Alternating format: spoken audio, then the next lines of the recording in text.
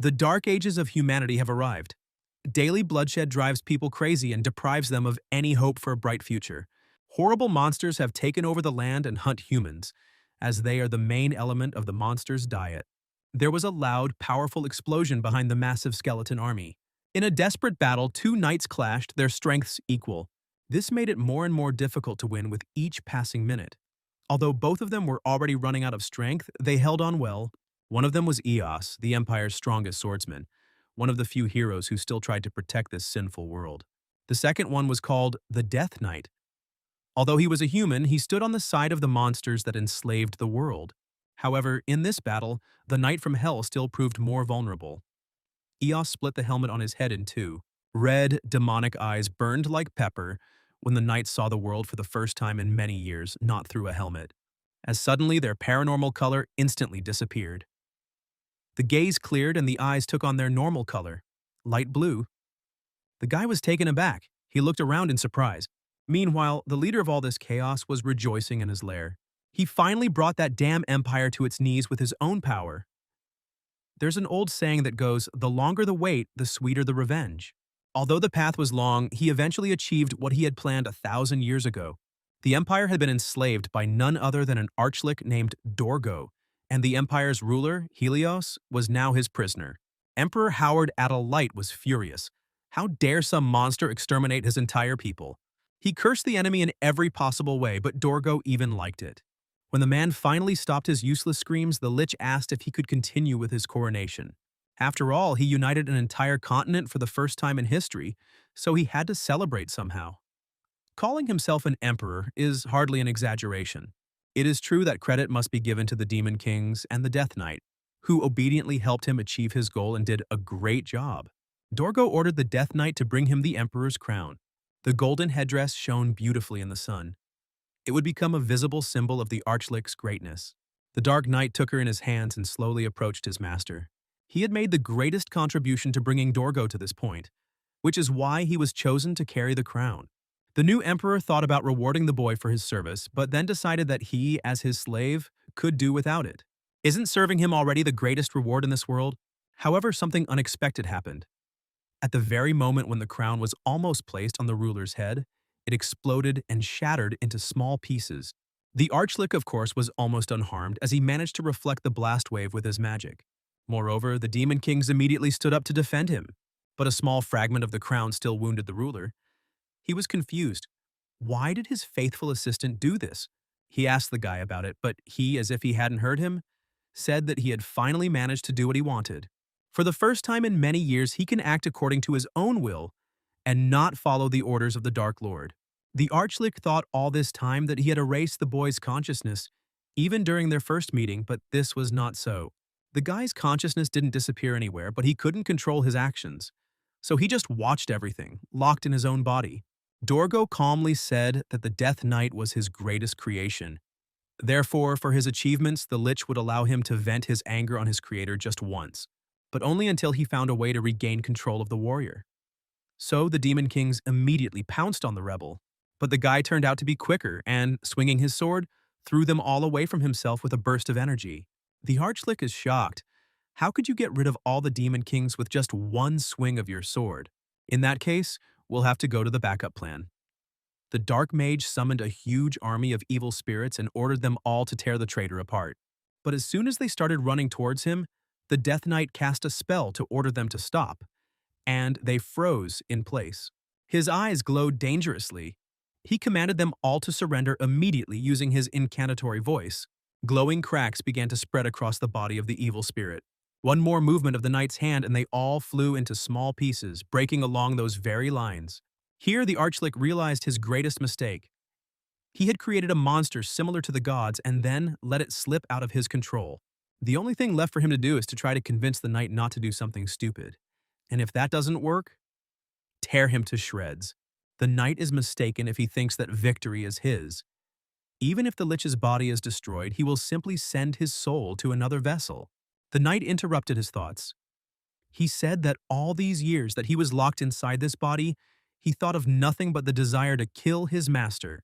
The guy swung his sword and suddenly an incredibly powerful magical field formed around him, eclipsing the world around him with its light. In order to kill Dorgo, he created a sword technique that cuts even the soul.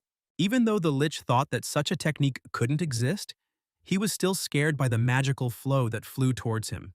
He tried to dodge, but a blue beam of light pierced his chest at high speed. At first glance, nothing bad happened. Yes, a hole appeared in his chest, but for him, an archlick? This was not scary. However, only a moment passed, and suddenly his body was cut by an unbearably strong pain. Dorgo suddenly soared into the sky, no longer controlling his body, and hung high in the sky. Boom!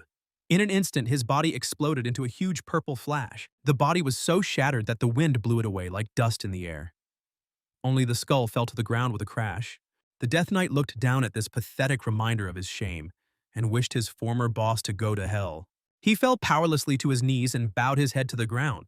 Finally, it's all over. There's only one thing left to do. Apologize to them. Even if he can only meet them after death. The people he killed so mercilessly in the past. He must ask his family for forgiveness. So the boy confidently pierced his heart with a sharp sword. A sinner like him does not deserve to live. The boy's eyes darkened. But at the moment when he was about to meet eternal darkness, a flash of bright light suddenly illuminated him.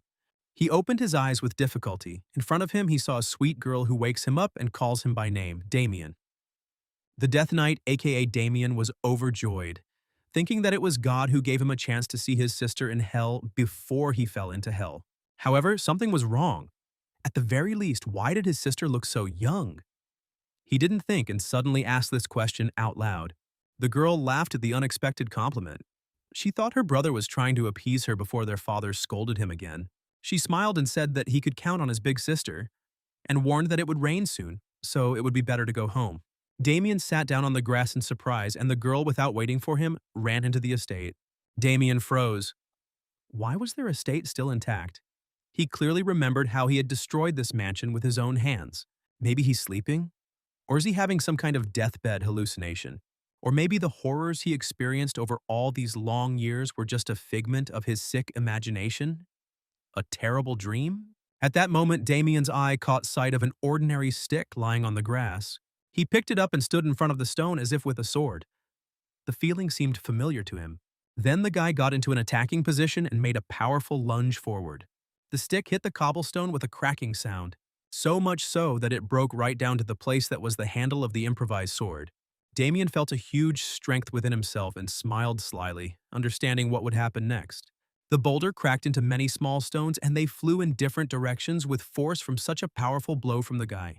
Damien took a deep breath and his shoulders shook slightly. He burst into uncontrollable laughter, clutching his head with his hand. The ringing laughter was more like the glee of some madman. But just as abruptly as he began to laugh, the boy suddenly fell silent and squatted down. He was breathing heavily, huntedly. The gray clouds in the sky thickened, and it began to rain heavily, just as my sister had warned. Large drops were running down the young man's face, but he still couldn't come to his senses.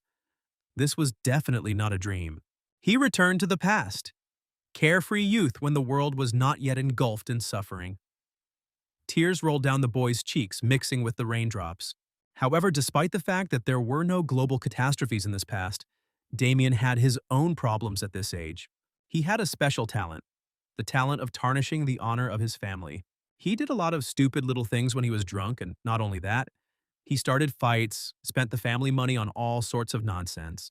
But his most fatal mistake was a fight with the son of the Marquis of Lionbloom. By doing this, he trampled not only his own future, but also the future of his sister.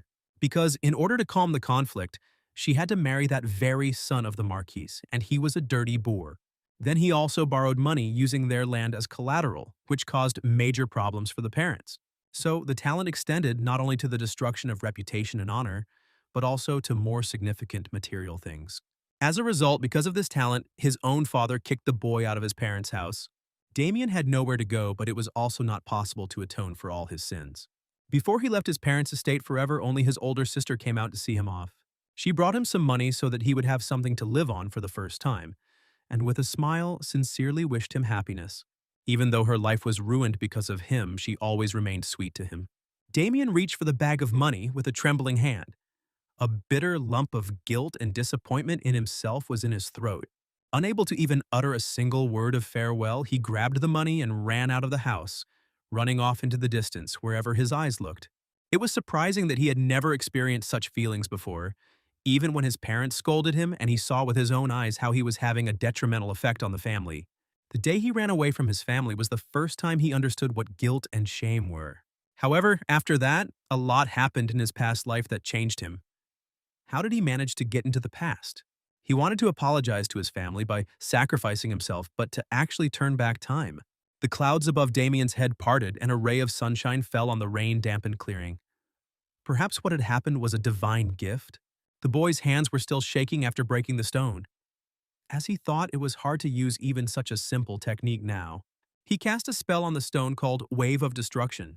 This technique amplifies any knight's blow several times or even several dozen times. He learned it during one of the battles in his past, after he killed the knight nicknamed the Destroyer of the Castle Walls. Suddenly, Damien heard a child's voice behind him. A boy, slightly shorter than him, of fairly solid build, was running towards him. It had been quite a few years since the boy had last been in the castle, but he managed to remember that this little boy was his family's servant. Damien looked at him carefully and even managed to remember that his name was Victor. The boy raised his head to him and, having caught his breath, said that Lady Louise had been waiting for the young master in the house for a long time. The lord, who is also Damien's father, is furious. The knight asked for the reason. Victor looked up at him confused. Did the master really not understand? Be that as it may, Damien immediately went home. Viscounty Haxon. As soon as he entered the house, his father immediately attacked him with a sword and almost cut him in half. Luckily, Damien's mother and sister came to the rescue, grabbed the man and tried to calm him down. Damien went back to the time when he had caused a ruckus in a bar the day before and had been thrown out. That was what his father was angry about. The father, Paul Obsern Haxon, was already hot-tempered, but now he was ready to almost kill his son. But his wife and daughter did not allow him. However, suddenly they all froze at once, staring at Damien, because they saw how he was shaking slightly and trying to hide his tears, lowering his head. They thought it was because his father was cruel to him, but in reality he started crying because he missed them too much. Paul resigned himself and sheathed his sword, but asked what justification his son had for his actions. He prepared to listen to his son's next lie, but he suddenly honestly admitted that he had no excuses. This greatly surprised the father, who was used to Damien always denying his guilt. The knight himself understood this, but he was still upset when he realized how accustomed his father was to his excuses. Damien admitted that his mistakes had tarnished the honor of the Viscounty of Haxon. They were his fault. There was no room for excuses. Paul sighed heavily. He thought his son was just trying to appease him so he could get away with it. But Damien apologized, bowed to the elder, and promised that he would make amends. He will correct the mistakes he made and restore honor to the family. Damien headed towards the front door to get to the matter immediately, and before leaving he promised that he would return soon and accept his punishment with dignity when he had fixed everything. When he came out, the whole family looked at each other in confusion. The father assumed that his son was delirious because he had hit him on the head too hard. The first thing Damien did was go to a trading town called Landwork. Victor took him to the very bar from which he had recently been shamefully kicked out. The servant said that there were bad rumors about this bar. They say that the syndicate itself supports them, and he is worried that something bad might happen. Damien passed by and said that if he was afraid he could return to the mansion, but the servant could not leave here without his master. Then Damien calmed him down and said that he only planned to sincerely apologize to the owner of the establishment. What could happen? Victor did not stop him and prayed that everything would go smoothly. Damien walked around the corner and headed straight for the entrance to the bar, looking around the town square as he went. A place he hadn't been in for many, many years. He is still not sure how he managed to go back in time. But since God gave him a second chance, he will not allow himself to hurt his family again. He will correct all the mistakes of the past one by one and stop creating new ones. There were two strong security guards standing in front of the entrance to the bar. They recognized Damien immediately, so they rudely asked him why he had come back here. They had warned him not to come back here again. Damien doesn't remember them well since many years have passed, but they seem strangely familiar. The guy smiled kindly at the guards and said that he came to apologize to the owner for what he did last time. The guards looked at him as if trying to figure out if the guy was lying to them. The sudden apology made them laugh, but one of them promised to pass on his apology to the boss. They thought Damien was the eldest troublemaker in some shitty family, but apparently he's a little better than they thought.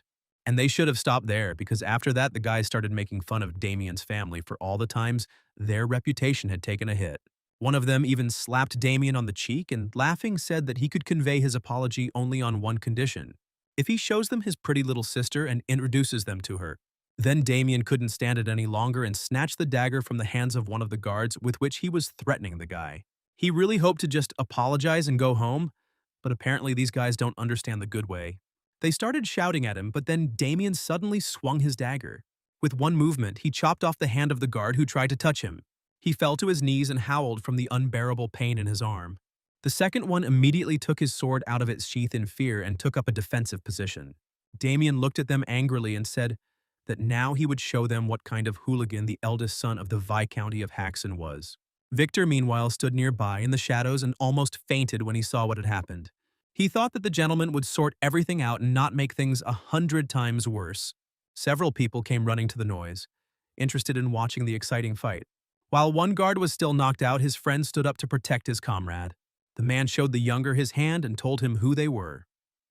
They were members of the Black Snake, and no one had ever gotten away with a fight with them. Damien thought for a moment, then remembered what the man was talking about.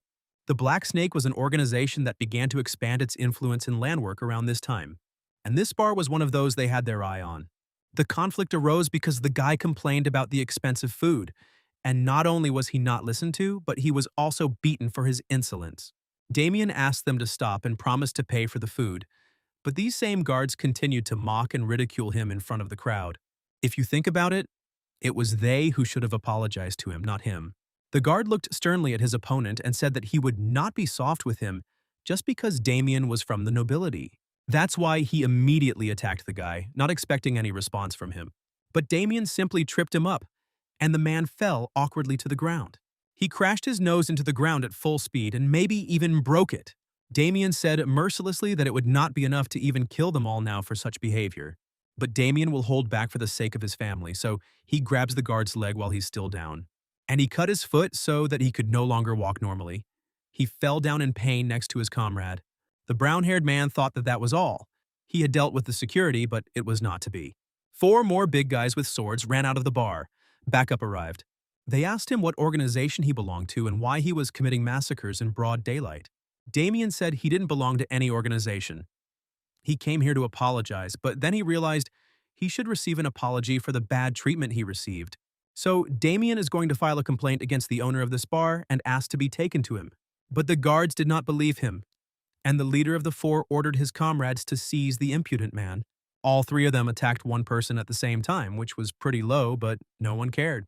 And to the knight himself too, because he ran between the men and, like a hurricane, seriously wounded each of them. All 3 fell and tried to stop the bleeding. The wounds were very severe, and their captain looked at what was happening, dumbfounded. Damien had to stop for a while to catch his breath and come to his senses. After all, his body was not yet ready for such physical exertion.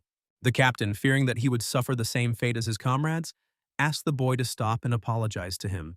But Damien still jumped up and chased after him to teach him a lesson. Inside the bar, everything was calm. Men were relaxing at the tables and drinking merrily, and friendly waitresses were serving the guests. But everything was calm until the entrance doors swung open with a bang, attracting everyone's attention. The captain of the guard stood at the threshold. His eyes stared lifelessly ahead. He was still alive, but he was badly mauled, and there was a guy standing behind him holding a knife to his neck. As soon as he let go of the captain, he fell to the ground like a sack of potatoes. Damien had gone a bit too far. Seeing a guy with a dirty dagger on the threshold, whose shirt and face were stained with blood, people ran out of the bar, experiencing terrible fear. The guy was even happy about this, since, firstly, there would be fewer witnesses in the bar, and secondly, there would be more space for the fight. Hearing the commotion on the first floor, the owner of the cafe ran out of her office. He ran to the balcony and looked down from there. The owner of the bar is Anderson Home. He looked at the guy with irritation and asked where the security had gone and why he had been let in. Damien said that he dealt with the guys outside, if of course the owner means them. Seeing the exhausted captain on the threshold, Anderson realized that it was true. But who was he if he had defeated the members of the Black Snake? The owner angrily asked who he was to destroy the order in someone else's establishment. And Damien introduced himself to him. He said that he came not to disturb the peace, but for simple words of apology from a man. The bar was overpriced. He made a remark and was beaten up and thrown out. Because of this, everyone around him now considers him an alcoholic and a troublemaker. and his family lost too much, including their reputation because of this incident. So the guy was furious, and a public apology was the least home could do for him. The owner laughed and asked if his family still had anything to lose. As he had heard, the Viscounty of Haxon no longer had any honor to lose. Did the boy really think that he would run to apologize at his command? Let him pay for the losses he caused the bar and get lost.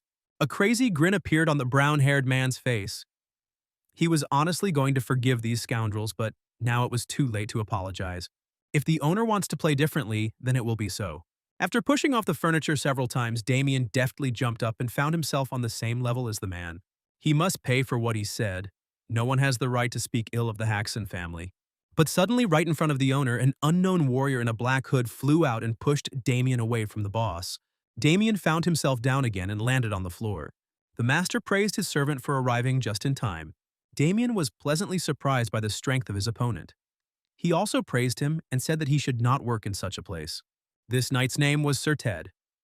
Although Damien did not know it, he recognized in the man a man of noble birth. So what is a strong knight doing in such a place? Knights in this world follow the path of martial arts their entire lives. Based on their skill level, they are assigned ranks: training level, apprentice knight, and official knight. The last rank listed is the strongest. Official knights are knights who can freely use aura. They use internal mana energy to enhance their attacks and can cut down mountains with a single blow. They are people with exceptional talent. The owner of this bar was incredibly lucky to have such a warrior at his disposal, and he understood it perfectly well. He proudly announced that Ted was a knight apprentice who was very close to the boss of the Black Snake. This explained to Damien where the boy got such abilities. And the voiced rank explained to him what kind of weak aura he felt from the enemy when they collided. Ted tensed up. How could he sense some kind of aura if the knight hadn't even materialized it? However, Damien now understood why the knight worked in such a place. He was thrown out because he was not talented enough to advance to the rank of official knight. This statement deeply hurt the knight and pressed on his weak spot, so he was instantly filled with hatred for the upstart. Now he himself had a reason to kill Damien and rip his chattering mouth apart. The guy jumped off the balcony and tried to hit his opponent, but the brown-haired man deftly dodged. The elder's movements were wide and his blows were very precise. For a knight apprentice, he was quite skilled, but Haxon was quicker. Damien managed to dodge all of his blows, but he's almost at his limit. With a body like this, he can't give it his all. Soon we will need to focus on improving the endurance of this body. After a few minutes of fighting, the knight's patience was at its limit, and he demonstrated his signature blow. It was a powerful secret technique that was supposed to hit Damien like a killing beam. The guy closed his eyes. This needs to be answered with the appropriate technique. At such a crucial moment, for some reason, memories from his past life flashed in his head. The time he fought a crazy mercenary. He said he didn't kill everyone because then the world would stop having fun. But he was not averse to killing the Death Knight. He seemed like an interesting opponent to him. Out of the kindness of his heart, he first offered Damien to leave if he did not want to die in battle. But not only did he not answer, he didn't move at all. The guy himself was nicknamed the Phantom Assassin. He was a legendary killer, master of the Death Blade. He then said that since Damien had asked for his own death, he would reveal his secret technique to the enemy. Most of the human body is made up of water, and the use of technology was directly based on this title. He rushed past Damien and abruptly cut him down with his sword, using the secret technique of the Death Blade. The knight fell to the ground, his torso and legs separated from each other. It seemed that he was dead.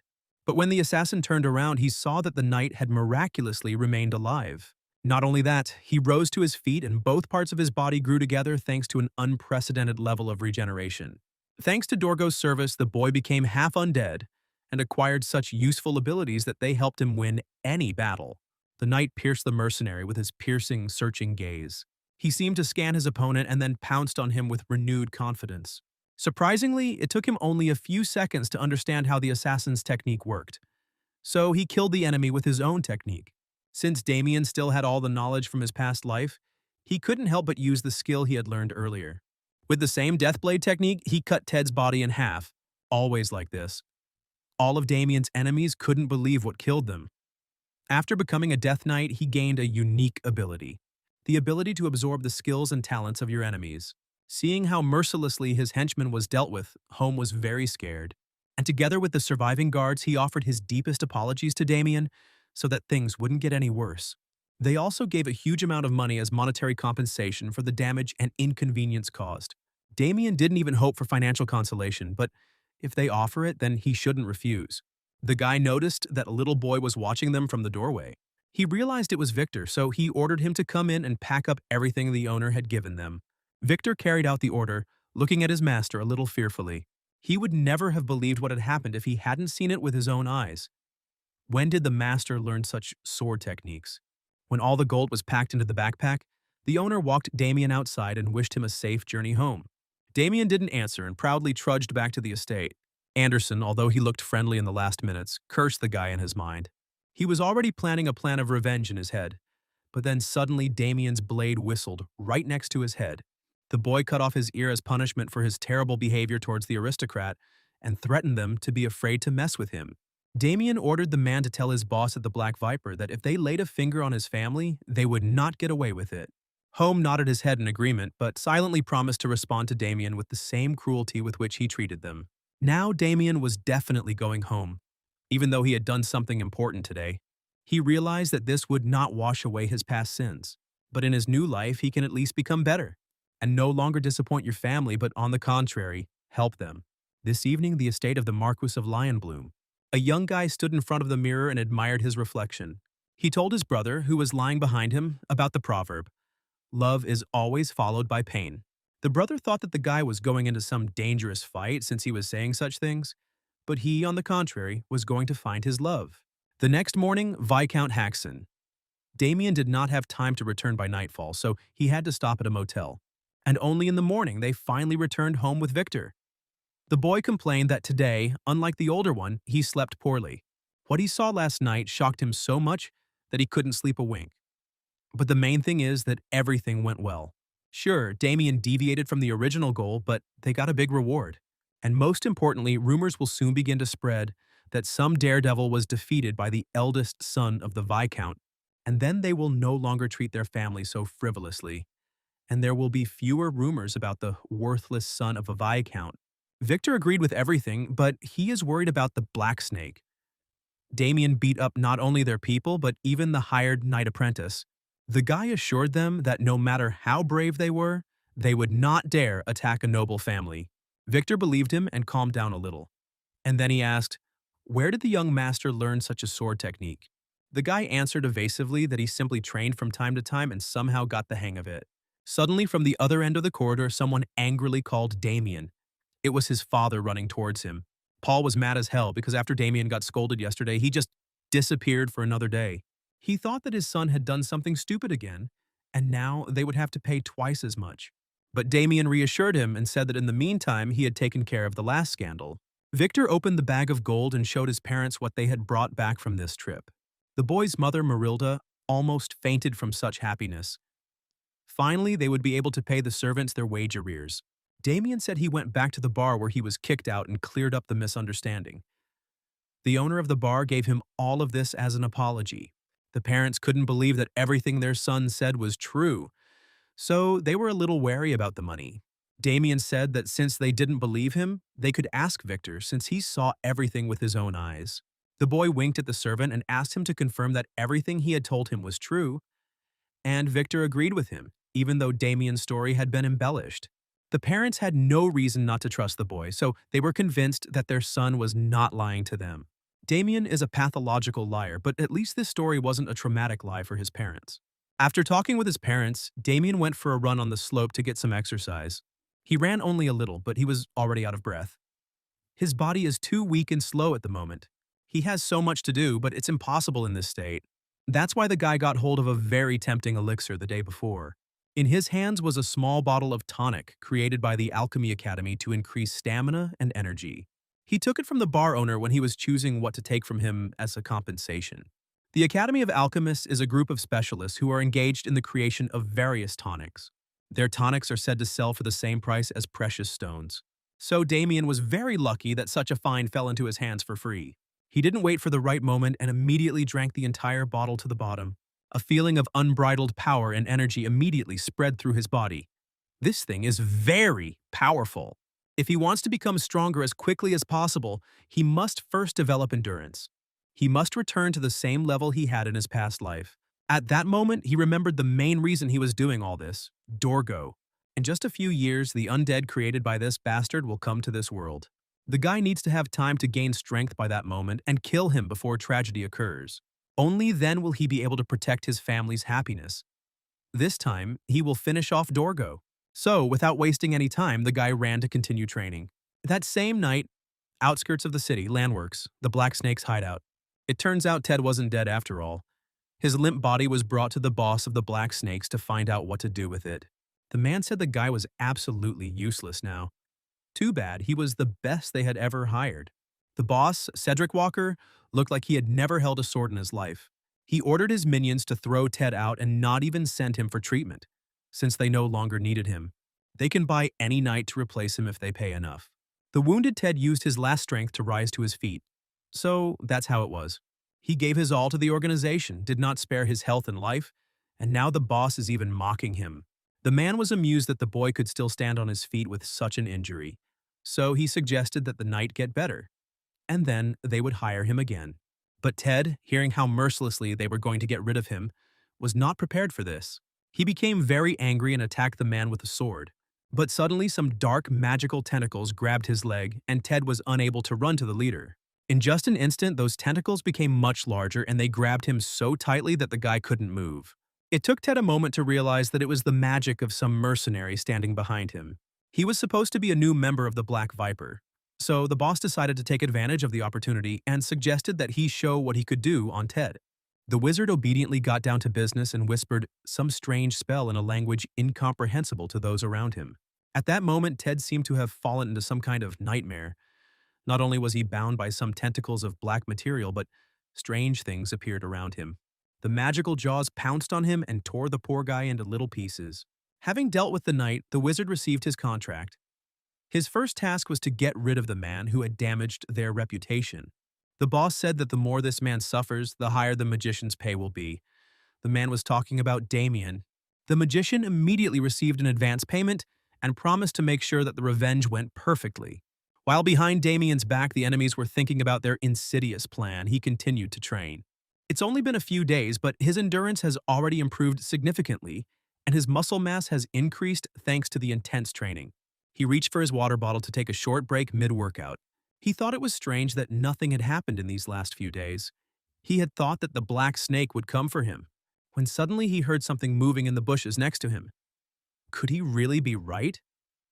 Were these enemies coming for him? Damien made a sharp jump towards the bush and grabbed the man who was hiding there by the neck. But it turned out to be not a spy, but his younger brother Abel. Damien let him go. The brother, rubbing his neck, looked irritably at the elder and said that he had become much stronger during the time they had not seen each other. Damien, looking at his brother, tried not to dwell on the thought of how he had inhumanely cut off his head in his past life. He extended his hand to the boy to help him up and sincerely apologized for scaring him. Abel at first wanted to use the helping hand, but then turned away offended and said that he did not come for an apology. His father told him that Damien had received an apology at the bar, but he had also heard that there had been a fight at the bar in which many people had been hurt. Abel didn't believe in his brother and thought that there was no way he could have come out of it as a winner. Was he deceiving them?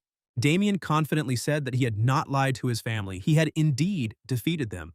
Abel yelled at him and said that the elder one doesn't even know how to fight. How could he win on his own?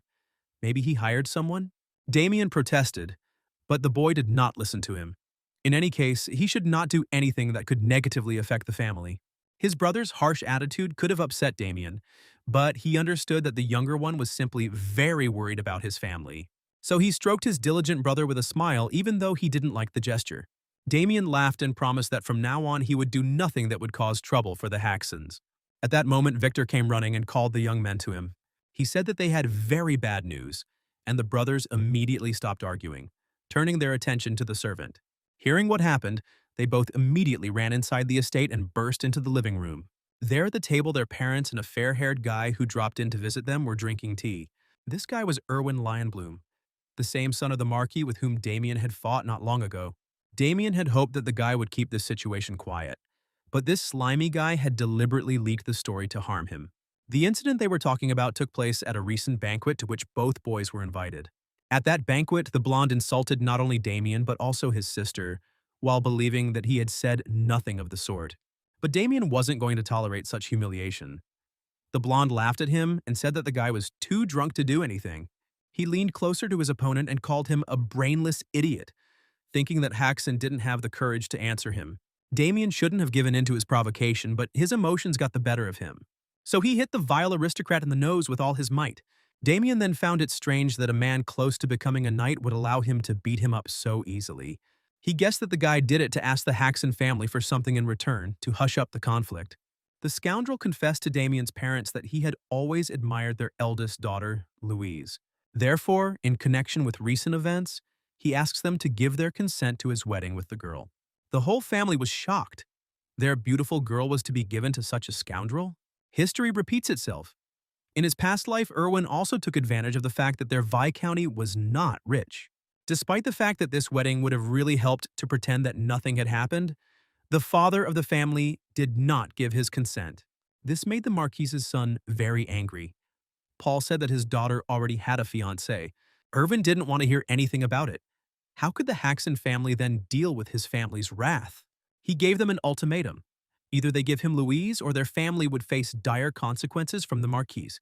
The Lionblooms are one of the most powerful noble families in the kingdom, but her father can't let this notorious scumbag take his daughter. Paul didn't have time to answer him when Lady Louise suddenly entered the room. She said that she accepted the guy's proposal. Her father and brother tried to stop her because the girl was making a terrible mistake. They could fix everything in another way. But Louise remained adamant despite the fact that she herself understood what this decision would mean for her. Even in this life, she is ready to sacrifice herself to save her family and, first of all, her brother. Erwin smiled contentedly and said that Louise was quite a wise girl. He approached her and promised that he would soon send an official request, and they would have time to discuss all the details later. But Damien interrupted his speech and stood between the scoundrel and his sister.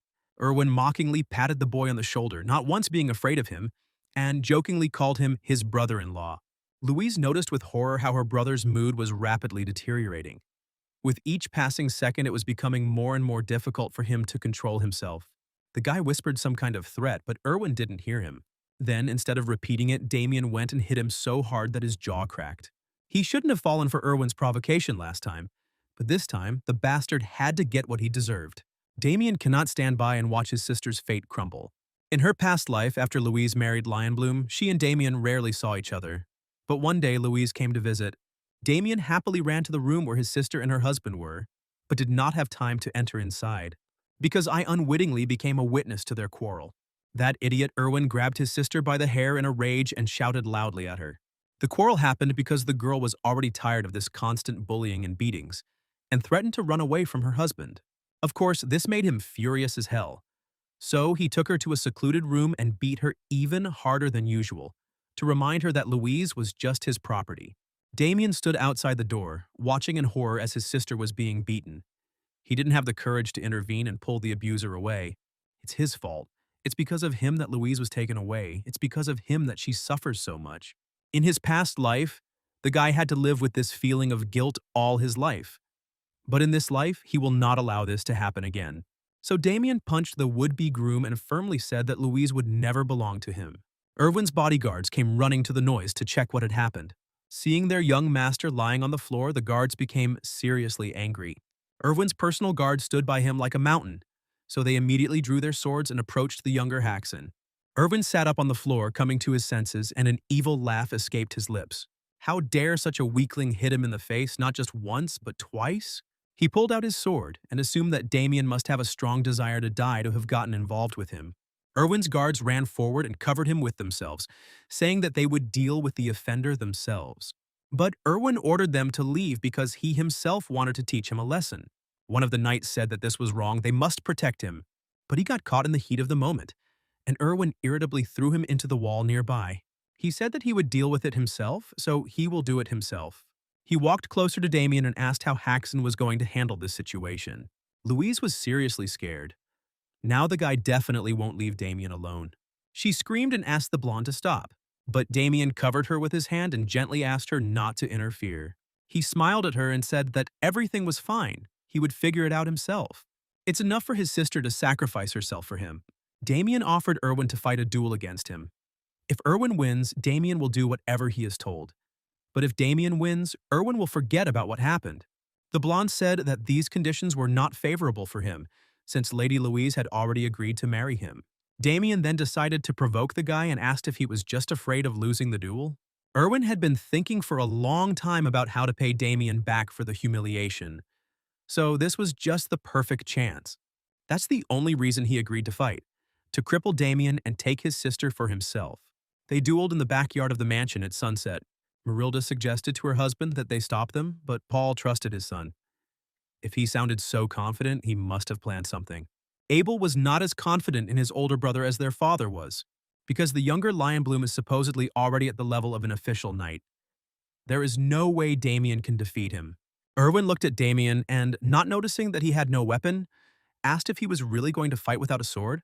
Damien pulled out a regular table fork from behind his back and said that this would be enough for him to defeat Erwin. Everyone present, including Erwin, almost dropped their jaws. Is Damien kidding?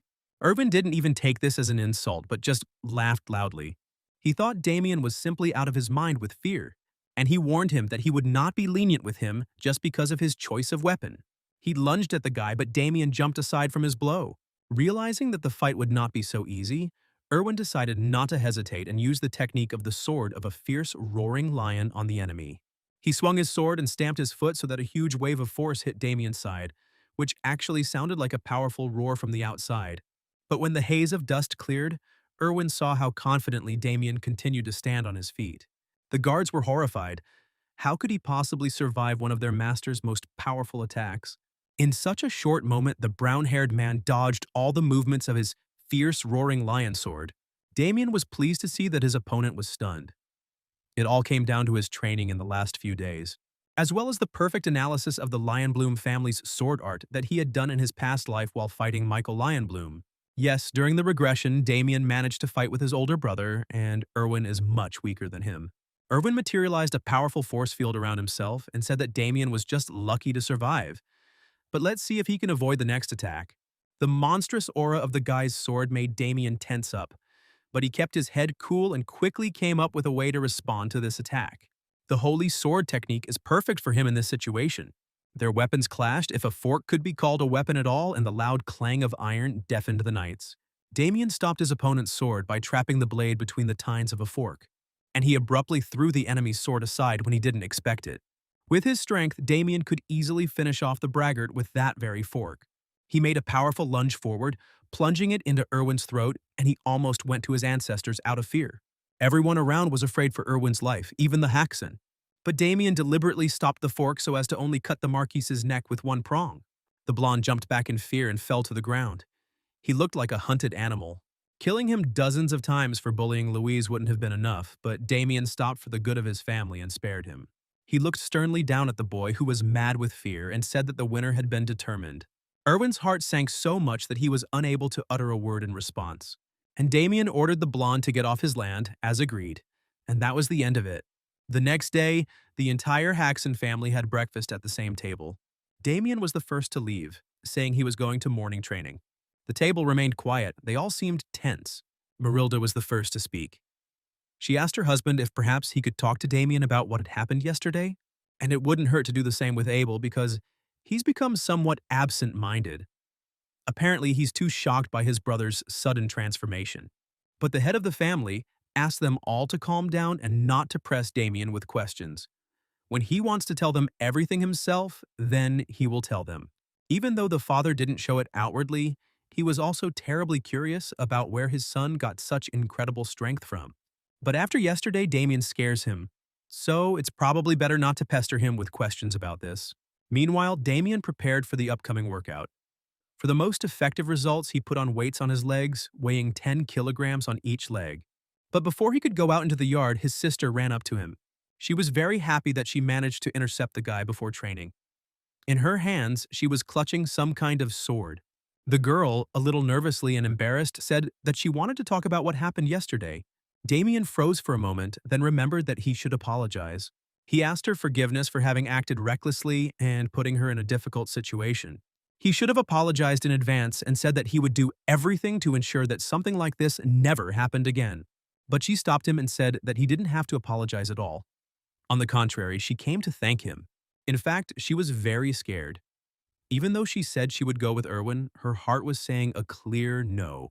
Damien looked at her tenderly. So that's what she wanted in her past life. She is very grateful to her brother for standing up for her. Yesterday she regretted it and at the same time was glad. However, now she is truly happy that it is all over. And it happened thanks to Damien's support. The boy couldn't help but smile when he saw how genuinely happy the older woman was. He said that he himself would like to thank his older sister for everything. The girl did not understand what exactly he was thanking her for, but Damien did not specify. He thought the conversation was over, but his sister had something else for him. She handed him their father's favorite sword and said that he had given it to him so that his son could use it in his training. The girl secretly told him that even though their dad wasn't very good at expressing his feelings, he still loved Damien very much. But he said to convey to him the following words: Damien is the son of a viscount, and therefore he will never again dare to use a fork instead of a sword. Damien grinned and pulled the sword out of its sheath, trying it out. He really liked how the dangerous blade shimmered in the sun. And it's good that he doesn't know that his father has many other favorite things. That way, the gift will seem more valuable. The day passed relatively calmly for the Haxons, but at night dark clouds began to gather over the mansion. Although the onlooking guards were watching the entrance to the mansion, there was something that they could not catch with their keen eyes. Some black matter that slid neatly towards the mansion and silently knocked them out so that they wouldn't cause any problems. The sinister themes crept inside, onto the territory of the mansion, and it turned out that the very same wizard from the Black Snake was hiding under this spell. Inside the estate, everyone was asleep, both parents and their children. No one heard anything happening in the house. And under the cover of night, the dark magician made his way into Louise's room, stopping next to her bed. He licked his lips slyly, seeing such a beauty. The girl was fast asleep. He actually came at the request of the Black Snake, but unexpectedly luck turned up. How can he pass by such a vulnerable cutie? But there was still one person in the house who was always on the alert. Damien appeared in the doorway. He glared angrily at the intruder, barely containing his ardor, and asked what he was doing here. Damien felt a strange energy coming from this room and realized that someone had gotten into them, so he came to check. The mage hesitated. How could he if his magic was supposed to put everyone to sleep? He hadn't even noticed the stranger's presence until the kid got so close. Without waiting for the guy to attack him first, the magician decided to act preemptively. He conjured a powerful energy pillar that struck straight at the young man. The knight jumped to the side and this thick beam hit the wall, smashing it to pieces. The wizard looked at him with a crazy look and asked the guy who the hell he was. Damien laughed it off, saying that he should be the one asking that question. After all, the enemy had broken into his house. That's why I asked him directly who he was and what he was going to do with his defenseless sister. But at that moment, a noise was heard at the far end of the corridor. It was Haxon's guards. They ran towards the noise from the room. It seemed that the servants had been awakened by the sound of the explosion of magical noise. Moreover, it was beginning to dawn. The mage would be in trouble if a crowd gathered. So he began to coat himself in a viscous, demonic mixture of magic. And completely dissolved in it, he went out the window running away. Damien rushed after him but did not manage to stop him, and the enemy climbed down along the wall and disappeared into the distance. However, he did not manage to disappear completely from the estate. In his haste, he accidentally left a small piece of his dark magic on the window frame, which the boy noticed. A little later in the morning, the servants noticed another unpleasant consequence of the previous night. One of the family's prized horses has been found dead. The servants are horrified. The Viscount, when he finds out, will be furious about this event. But how did this happen? The horse was completely healthy yesterday. At that moment, Damien appeared behind them and frightened them with his sudden appearance. They thought that they would definitely be punished now. But Damien said that he was not going to blame anyone and asked them to remain calm. He smiled and asked the boys to leave him alone to check something. The servants obediently left the room. He leaned over the animal and studied it. It still bore the trace of energy it had lost the night before, but had now regained. There is no doubt about it. This sinister energy is definitely dark magic, and it belongs to their uninvited guest. So, a dark magician visited the estate at night. Damien pieced together the full chain of events in his head and came to the conclusion that his family didn't yet know anything about what had happened. And he decided that he would not bother them, but would try to sort out the situation on his own. He focused on the trail of dark energy that remained quite visible and decided to follow it to find the mage. Meanwhile, the villain reached his sinister lair, which was hidden in a cave in the forest. Inside, he had something like a secret laboratory. Inside, he found a large cart with all sorts of magical ingredients. The boss of the Black Snake provided him with everything he needed to carry out his plan. Only he told the boss that he needed ingredients for a curse spell, but in fact he blatantly lied. Now he would be able to conduct his experiments at any time. However, the current state of affairs still upset him. With the church on his tail, he had to go into hiding and now makes his living doing menial tasks. Just as he thought that he would soon have to lie low, he heard heavy footsteps behind him. Someone from behind contemptuously asked the magician what kind of stench was in his cave. The guy standing behind him advised the old man to air out his den. It was Damien Haxon, the same guy he had fought last night. Damien told him that he found him easily, as he followed the stench left by the magician. But the man is not afraid of him. He heard how the boy recklessly spoke out against the Black Snakes, so he considers him nothing more than a reckless boy. Since Damien had already guessed everything, the mage did not hide the fact that he was hired to cause as much damage to the Haxon family as possible. The guy grinned. What a pity. The wizard took on such a dirty job and now he will die because of it. This statement made the man laugh quite a bit. What a presumptuous young man. The mage's face was distorted by a mad grimace. He had imbued his body with dark magic and prepared for battle. Now he was fundamentally interested in defeating the boy. But Damien wouldn't let that happen. He casually confessed to the mage that he had sworn to himself that he would never kill anyone in this life unless it was absolutely necessary. There is one exception, however, dirty magicians like him. The man was surprised that Damien could distinguish dark magic from ordinary magic. Apparently, he is not an ordinary guy. This knowledge only strengthened the mage's desire to deal with him. If Damien managed to slip away, the man would be in serious trouble. But Damien confidently flew past the magical beams that the mage launched in his direction, and he quickly covered the distance between them, getting very close. With his blade, he cut the mage's body in two, and dark energy, like a fountain of blood, splashed in all directions. However, something unexpected happened.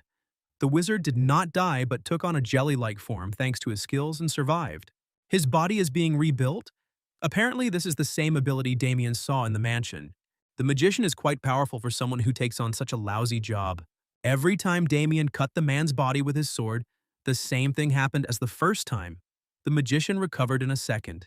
Damien got really angry and said that he would then cut him until there was nothing left of him. A deadly wave of quick chopping blows and powerful lunges fell upon the man. The magician admitted that his technique was not bad, since in order to escape the blows, he had to split into small pieces. However, the moment Damien walked in here of his own free will, he signed his own death warrant. Behind Damien, the familiar demonic monsters in the form of flying jaws appeared. The tenacious demonic tentacles grabbed Damien, and the jaws, opening their mouths wide, attacked him, clicking their sharp teeth. The magician had enchanted every corner here to prevent persecution of the church, but now all these traps have fallen upon another intruder. The magician laughed madly and threatened that he would regret crossing Yulan's officer. Dark energy completely enveloped the young man, and if the process is not stopped, his body may completely rot to the ground. The magician grinned sarcastically and told Damien that by trying to escape, he was only shortening his life. But at the same time, he was glad that the boy was suffering because this just suited the customer's conditions. Now that no one will disturb him, he will meet with the lady he met at the Haxon's house. However, there was a cracking sound behind him, and Damien cut through the black material with his sword, miraculously getting out. The magician was shocked. How much does this guy know about black magic? But Damien was no less stunned. How could the powers he had gained in his past life while serving the Dark Emperor remain within him? This power is also known as the power of God. Damien received it while serving Dorgo, who was obsessed with the idea of creating an invincible warrior. First, he gifted his Death Knight with the strongest body and filled him with the strongest magic. However, this was not enough to make Dorgo completely satisfied. Damien was to become the most powerful sword in evil that the Lich possesses. So he took the dagger in his hand and cut his palm, releasing dark blood mixed with black magic. Reaching his hand forward, he bestowed his power upon the knight in order to transform him into the ultimate weapon. However, he himself did not expect how strong the effect of his actions would be. As soon as Dorgo gave the knight just a small part of his energy, the dungeon was illuminated by a powerful pillar of light. A magical vortex surrounded Damien, and his body was completely saturated with the incredible power given to him. Dorgo himself was confused by this unexpectedly powerful force. Damien's body was not ready for such a flow of magic, so he screamed shrilly, barely holding the energy inside himself. Finally, Dorgo's plan came to fruition, which the Archlich could not help but rejoice at. Finally, his right hand acquired the power of a god. Now they would be invincible. But why did Damien still have the power of God after the regression? It was definitely the same power he had when he was a Death Knight. He didn't have time to think about it as a new wave of magical attacks rained down on the prisoner. Damien pushed off the ground with force and jumped over the magical stream. The magician ordered him to answer. How did the boy survive his spell? He answered evasively that everyone has a couple of hidden cards up their sleeve. What interested Damien more was that the magician called himself an officer of Yulan. The boy had heard of Yulan. It was an organization that specialized in assassinations using dark magic. No wonder he is so capable, but what made him leave? Something in Damien's behavior seemed strange to the magician. The longer the fight dragged on, the worse the situation the magician found himself in. It's time to use his secret weapon. He saved it for when he encountered the church, but this is where things get tricky. On the magician's hand, there was a magic bracelet, which served as his secret weapon. The entire area suddenly became lit up with a powerful green flame, and Damien noticed that a huge amount of dark mana was emanating from the bracelet. There must be an artifact hidden in his bracelet that stores mana. The wizard cast a huge, bloodthirsty, ugly monster in the sky, which was about to pounce on the guy. After many threats, the magician finally ordered his creation to brutally attack the enemy. And he took off, leaving behind only a long, glowing trail in which Damien disappeared. The mage breathed a sigh of relief. Damien was touched by the hellfire that burns forever, even after death, which meant the guy was definitely finished. But that was not the case. Suddenly, Damien's voice was heard from the flames. The magician's eyes widened in fear. But how is this possible? How strong is this young man? Damien stepped forward from the fire and said that the magician still didn't understand anything about him. God's power does not cancel magic. It completely absorbs all dark mana. The magician was already in a real rage. Who was he that possessed such terrifying power? Damien readied his sword and said it was none of his business. How angry it is for the boy that he has to use the power given to him by the one he hates the most. However, for the sake of the kill that lay before him now, he had no choice but to use the Death Knight technique. Damien used Sword Aura, a technique that only those who have reached the level of Swordmaster can use. He swung his blade and slashed straight ahead with all his might. It was a soul-rending cut. The blade pierced the enemy's forehead, and his entire body was pierced by unbearable pain. So much so that his eyes almost popped out of their sockets. The sorcerer was thrown back by inertia by a powerful blast wave from the magical blow, and he fell helplessly to the ground. The magical field he had created around him gradually weakened and began to disappear. But the sorcerer wasn't dead yet. Damien needed him alive to get information, so he moved closer. And he said that he would ease the old man's suffering if he answered him one more question before he died. Where's the Black Snake's hideout? He had no choice but to answer. The next day, Damien set off by cart to a trading town called Landwork. On the way, Victor asked the gentleman if something had happened. Why did he decide to return to Landworks? They had just been there. Without looking up from his book, Damien told Victor that since he had decided to accompany him, it would be better if he did it silently. Victor's attention was drawn to the ominous book in the owner's hand, so he inquired about it. Damien said that he had in his hands a grimoire of dark magic that he had recently acquired by defeating a dark wizard. Victor frowned and reminded that dark magic grimoires were very dangerous and difficult to obtain. He also noticed that a strange musty smell had become stronger inside the cart. He had been stalking them the entire trip, but now he was becoming completely unbearable. When the carriage arrived at its destination, Damien grabbed a small bag and jumped out. The strange smell was coming from this bag.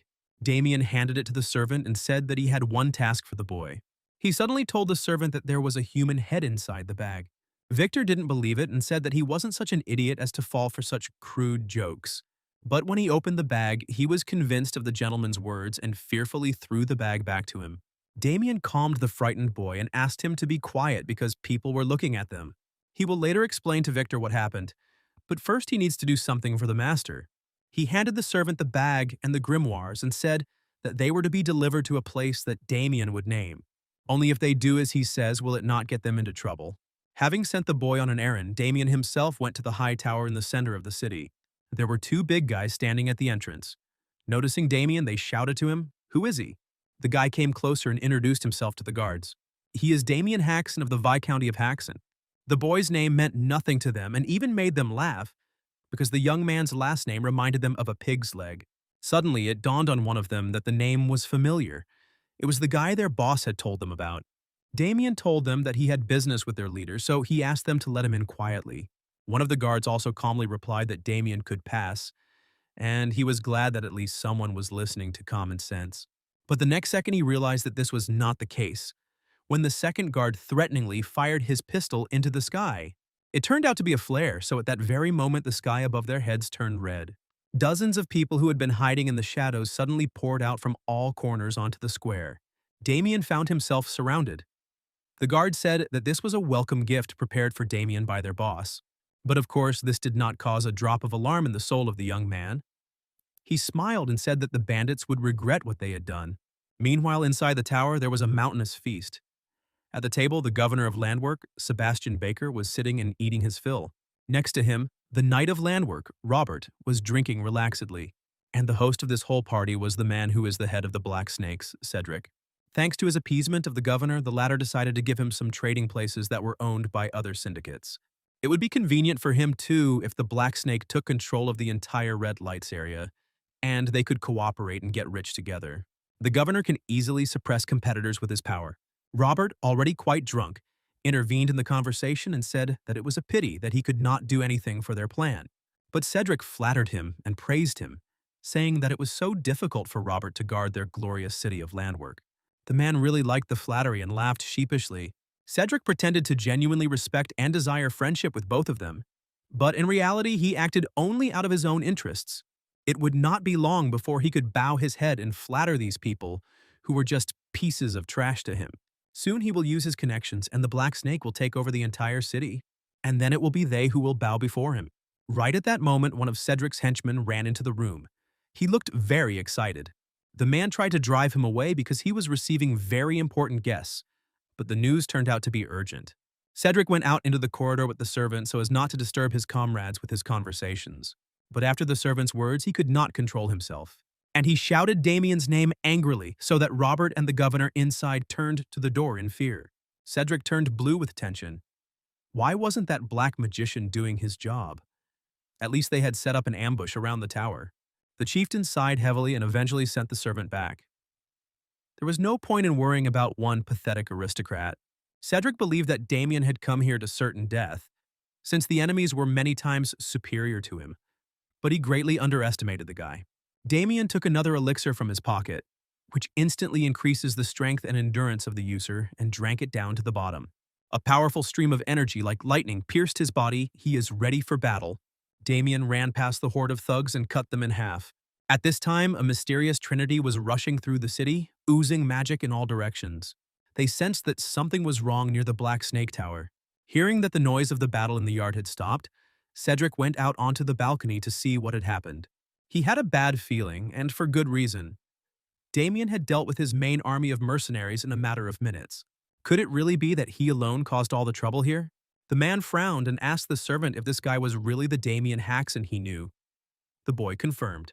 Rumors said he was a worthless son of a viscount. Cedric never thought he was so capable.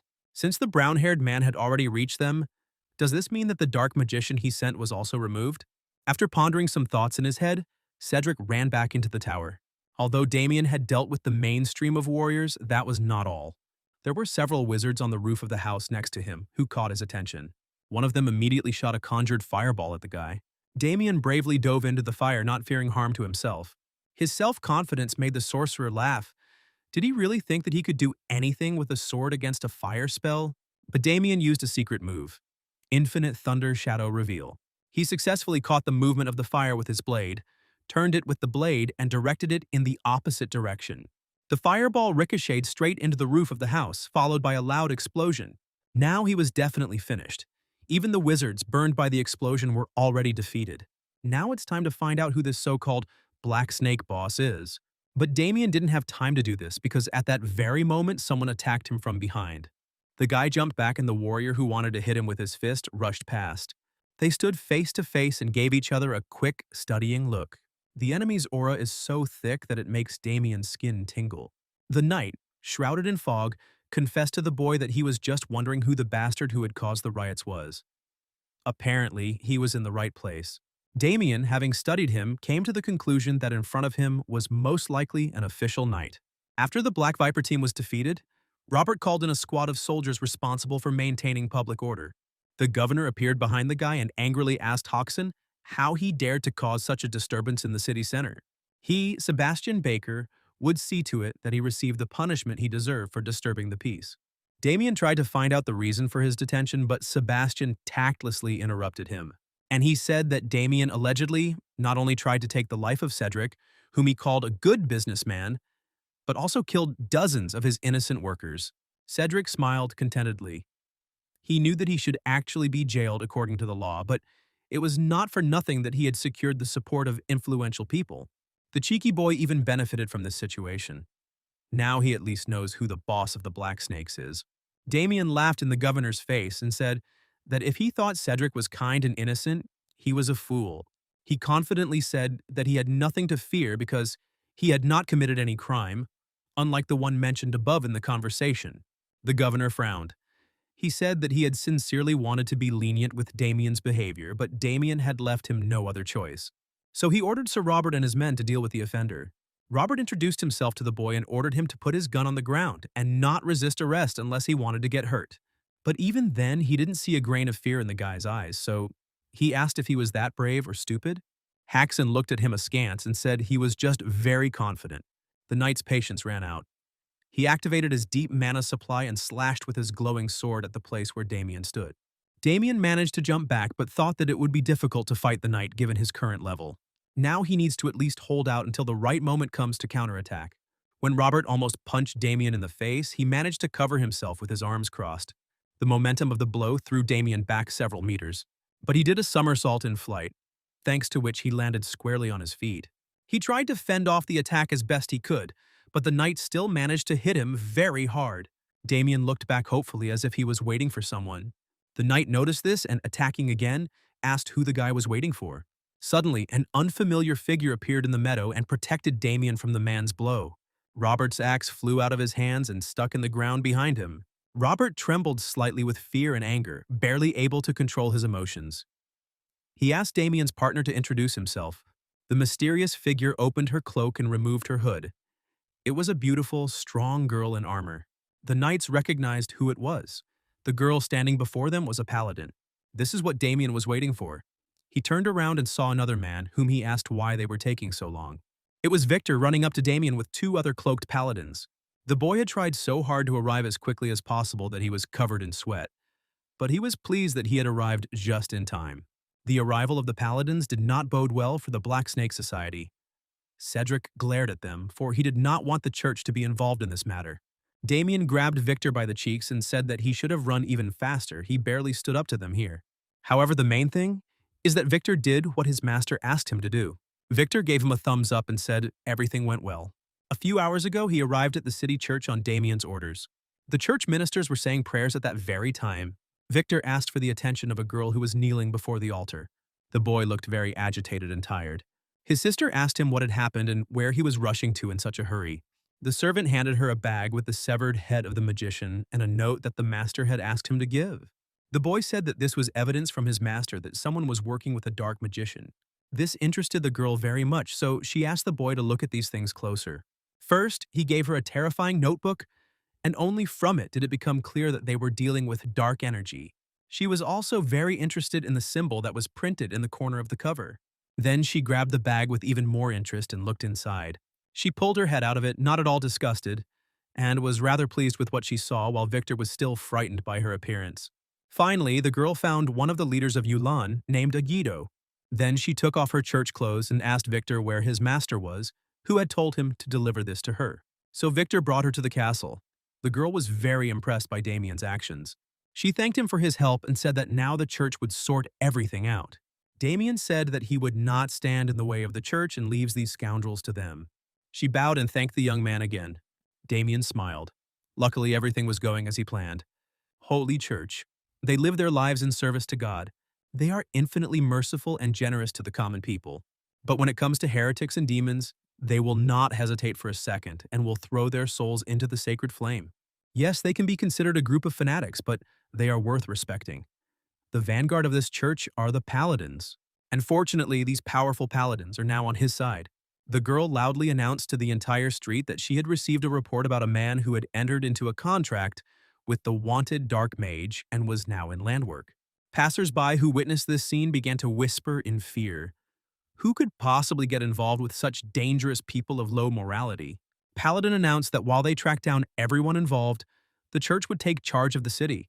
The governor was outraged because Landwork is a city that the kingdom has given permission to govern itself. The church cannot rule the city while he is here. The girl told the governor that the eradication of heretics was the will of God and that the power of the church was above the power of the kingdom.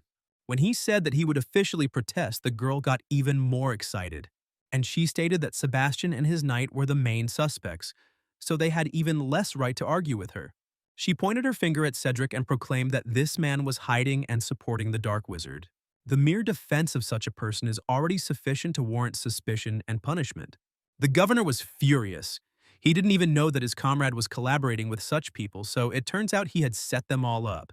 The paladins had direct evidence, so it was useless for Cedric to deny his involvement. She showed them the Dark Wizard's diary, which described every item that Cedric Walker had purchased for the sorcerer. And they will have no trouble confirming that the records are true when they contact the stores that sell the products in question. Cedric tried to defend himself, to lie that there was a misunderstanding, but the paladins still ordered his arrest. They will find out everything and confirm it during the investigation.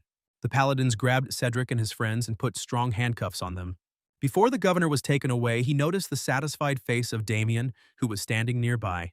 From his reaction, the man guessed that the guy had planned all this, but nothing could be done about it. Sebastian was seriously scared. They couldn't catch him like that. He had no idea what these fanatics would do to him. Cedric turned to Sir Robert and asked him if he was really going to give up just like that. He did not answer, but only pretended to walk calmly, awaiting punishment.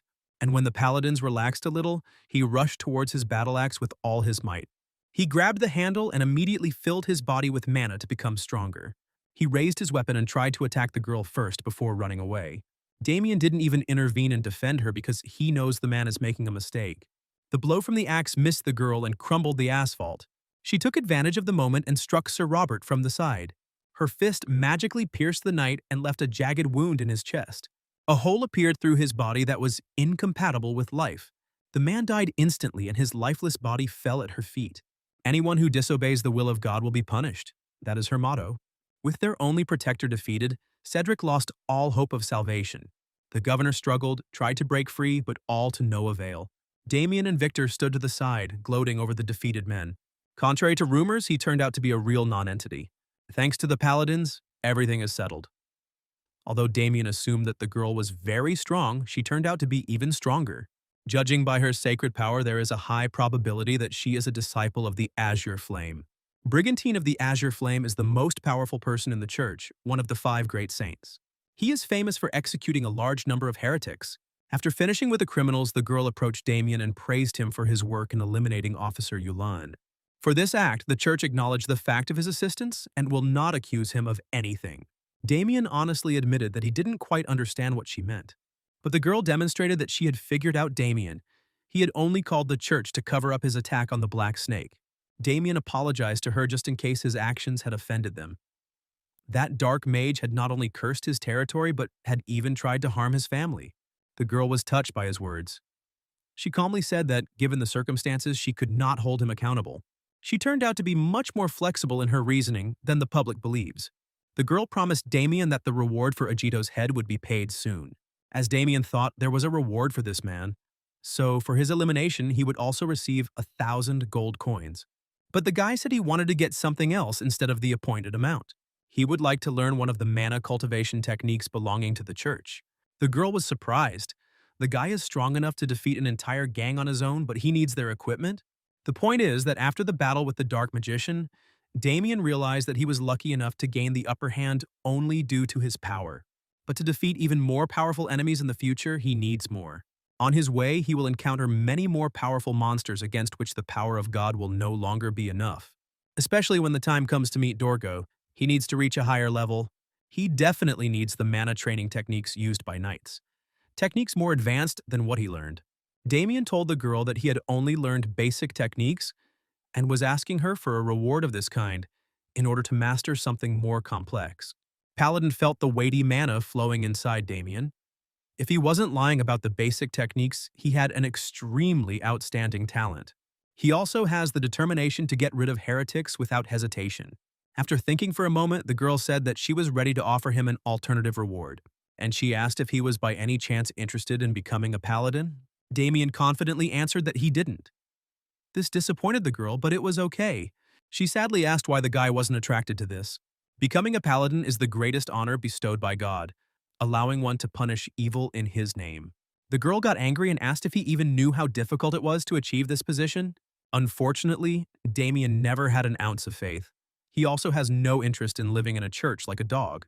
In order not to upset the girl too much, Damien gently answered her that he was supposedly not yet worthy of the love of God himself. For now, he wishes to travel the world and follow the path of the Lord as his humble follower. Surprisingly, Damien managed to make a good impression, and the girl's spirits perked up again. She happily rattled off that she agreed to fulfill Damien's request, and would also always wait for him at the church if he changed his mind. And she would like to ask him for something else. First, she finally introduced herself and said that her name was Agnes. She was the first student of the Azure Flame, just as Damien thought. The only surprising thing is that she is also his very first student. Damien asked her to leave him to finish another business of his here. He walked over to Cedric, who was sitting chained on the ground, waiting for the knights to finally take him away. Damien took it and kicked the man in the stomach with all his might to vent his anger. He said contemptuously that the leader was so fat that it was as if he was kicking a pillow. And then he went and kicked him in the face because the man was attempting to kill him and his family. Now he is finally completely satisfied and contented. Victor approached him and quietly asked, "Is this really the end?" The guy nodded at him with a smile. But every end is a new beginning. Sometime later, the bright sun illuminates the house of the Marquis of Lionbloom. Erwin's father, the Marquis of the Apple Kingdom, Holland Lionbloom, bursts into his room. The guy is lying under a thick blanket on his bed and shaking violently. The man walked up to him, shook him by the shoulders, and asked what the hell had happened while he was gone. But the father was not angry with his beloved child. His cheerful child was now shaking in terror. The angry parent wanted to know who did this to his boy. One of the guards said that it was Damien from the Viscounty of Haxon. He defeated Erwin with just a fork, hitting him and wounding him with the sharp teeth. In irritation, Holland threw the first thing he could get his hands on onto the floor. 2 vases standing on the table. They were shattered into pieces. Holland is perplexed. How could this vile Haxon dare to touch his son? The Marquis ordered that men be sent to the Haxon mansion immediately and drag him to the Lionbloom mansion like a guilty dog. Once the arrest of the offenders had been completed, Agnes and her henchmen arrived at the Haxon mansion. The paladins were met by Damien's parents, and the girl introduced herself to them. The parents respectfully welcomed her into their home, although they were quite surprised by what was happening. In fact, the father was angry because his eldest son not only created problems behind his back, but also brought fanatics into the house. In order to investigate the case of the heretics, Damien allowed the paladins to stay in his house for a while. Paul's negative mood quickly disappeared when he saw that in return the paladins brought with them a whole bag of coins. The happy parents left with the money, and Agnes expressed her gratitude to Damien for allowing them to stay at his estate. When the girl said she had a favor to ask of him, Damien didn't expect her to come to his house, but he couldn't refuse. Suddenly, Agnes said that she actually had one more request for the guy, and this time she needs Damien himself. And the parents are right there, listening attentively to their son's conversation with the girl. Like all parents, they are very interested in their son's communication with a beautiful girl, automatically considering her as a potential daughter-in-law. Agnes gave Damien the mana cultivation manuals he asked for. She specially selected them for him. One of the manuals contains sword techniques, so Damien had a complete set to study this area. One of the books he received was called Destructive Sword Technique. The other was called Destructive Energy Technique. He had never encountered such a thing in his previous life. Agnes said they were quite difficult to obtain because there was a lot of opposition from the church to their distribution. In the end, she had to rely on the authority of her teacher. When she told him about Damien, he said that the boy was the chosen one that the church needed. So she asked him her question again. Could he reconsider his decision to become a paladin? She grabbed the guy's hand emotionally, but he took it from the girl's grip. Damien apologized and said he still didn't agree to it. Disappointment flashed in her eyes. With difficulty keeping herself in check, she said that she understood everything, and reminded him that if he changed his mind, he could contact her without hesitation. Actually, Damien wasn't bothered by it. As he thought, Agnes was a 100% fanatic. Therefore, he did not regret his refusal to her at all. After the conversation, the paladins went to the Dark Mage's cave, which Damien told them about. They carefully examined the cave and came across many curious things. Something about this place seemed very suspicious to them. Ajito is a high-ranking member of Yulan who has escaped the church's persecution many times. He is part of a cursed school, meaning he is weaker in direct combat. But even so, could such a powerful mage die at the hands of a local nobleman? The paladins who were exploring the cave were puzzled that Lady Agnes had not mentioned anything about this. The guys, although worried, decided that they needed to sort out the investigation first, and only then turn their attention to Hoxen. But Agnes overheard their conversation. She came in and said that they could trust Damien. She understands the source of their doubts, but she knows for sure that Damien did not lie. Moreover, they know exactly how the guy did it. He himself admitted to them that he simply dodged his attack and cut off his head at the right moment. The paladins asked if Agnes really believed that Damien killed him by accident. She said she began to doubt it the day his servant brought in the wizard's severed head. So she kept her distance and observed from afar instead of directly interrogating. Damien single-handedly fought dozens of mercenaries without receiving a single scratch, and completely defeated them. But here's what was most shocking during this battle. He reflected a fireball, or in other words, a magic spell. Moreover, he used an ordinary sword for this, which greatly surprised the paladins, who did not even know that this was possible. Agnes had heard that those who had reached the level of a swordmaster were able to block all types of attacks, including magical ones. She certainly doesn't claim that Damien is a master swordsman, but it is clear that he is an outstanding warrior. Although her main reason for coming here was to pursue Yulan, in truth, she also wanted to take Damien along on the journey to meet her teacher. So she asked her comrades to put aside their doubts about him and focus on the investigation. They obediently continued their work and never mentioned the topic again. Meanwhile, the knights of the Lionbloom family were, as the Marquis had ordered, sent to the lands of Haxen. The first knight was named Alpus. He was an apprentice knight of the Lionbloom house. The second knight apprentice was named Lavender, and he had never been to these parts before. But their main thing gave the knights themselves goosebumps. His name was Garrick, and he is an official knight, the strongest of them. Their journey was long, but they finally reached the coveted Haxen mansion. Garrick asked the younger one to repeat what mission the Marquis had sent them here for. Ulpus recounted that they had been ordered to arrest Damien Haxen. Garrick, still imagining the guy based on rumors, said he would just catch the trash. But this alone will be enough to compensate for the shame experienced by young Master Irwin and the Marquis. On the way to the mansion, the knights came across an old man and called out to him. The three knights looked quite frightening, but the old man felt safe on his native land. He told them that he was a resident of Viscount Haxen's mansion, for which he paid with his head, simply by falling into the hands of such cretins at the wrong time. Garrick cut it off because he thought too much of himself, and he considered it a grave crime that the man did not bow his head when he saw the Lionbloom family coat of arms. The knight's apprentices noticed that the old man was actually blind, but they did not tell the captain about it. Suddenly, Garrick had an idea. He turned to his comrades and with a mad grin said that he had a brilliant idea. When they arrive at the Haxen mansion, they will drag Damien outside, and along the way they will kill everyone who catches their eye. And the first poor guy, unfortunately, was Victor. The paladins dealt with the cave fairly quickly and did a good job. It's just a shame that due to the collapsed scene of the crime, they were unable to gather enough information. While they were making their way through the forest to the house, they noticed some strange glow in one of the clearings and went over to take a look. In the middle of the meadow, Damien sat and trained in the power of mana control. He created an amazing energy field around himself. The paladins' mouths dropped open in surprise. They didn't know what they were seeing, but it looked incredibly beautiful and impressive. Damien learned the destructive energy technique that Agnes gave him so quickly. But it was supposed to be a cultivation method. Allowing the highest level to absorb surrounding mana, but to reach the peak in just a few hours is amazing. After finishing his exercise, Damien opened his eyes and was surprised to find a real team of fans gathered around him. He grabbed the books and asked Agnes if they had finished their investigation yet. She said, confused, that yes, and she noticed that the guy had made some progress in his business. Damien was a swordmaster in his previous life, so sword techniques had no value to him. But this cultivation method was extremely useful. The destructive energy technique was created to compensate for the heavy mana consumption of the destructive sword technique, allowing it to accumulate mana faster. Noticing Agnes's still intense, admiring gaze, Damien tried to distract her attention from himself and reminded her that it was time to return to dinner. But suddenly, it was as if an electric shock had struck him. He felt a thirst for blood coming from someone. So, Damien, while still far from the estate, realized that the saboteur had arrived.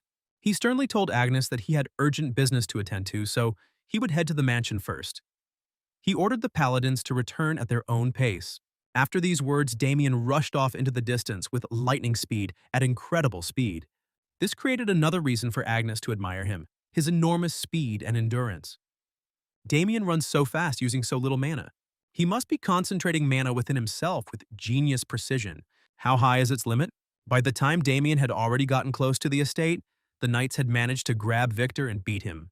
The poor boy could no longer stand on his feet, but the knights continued to kick him and hit him with their fists wherever they could.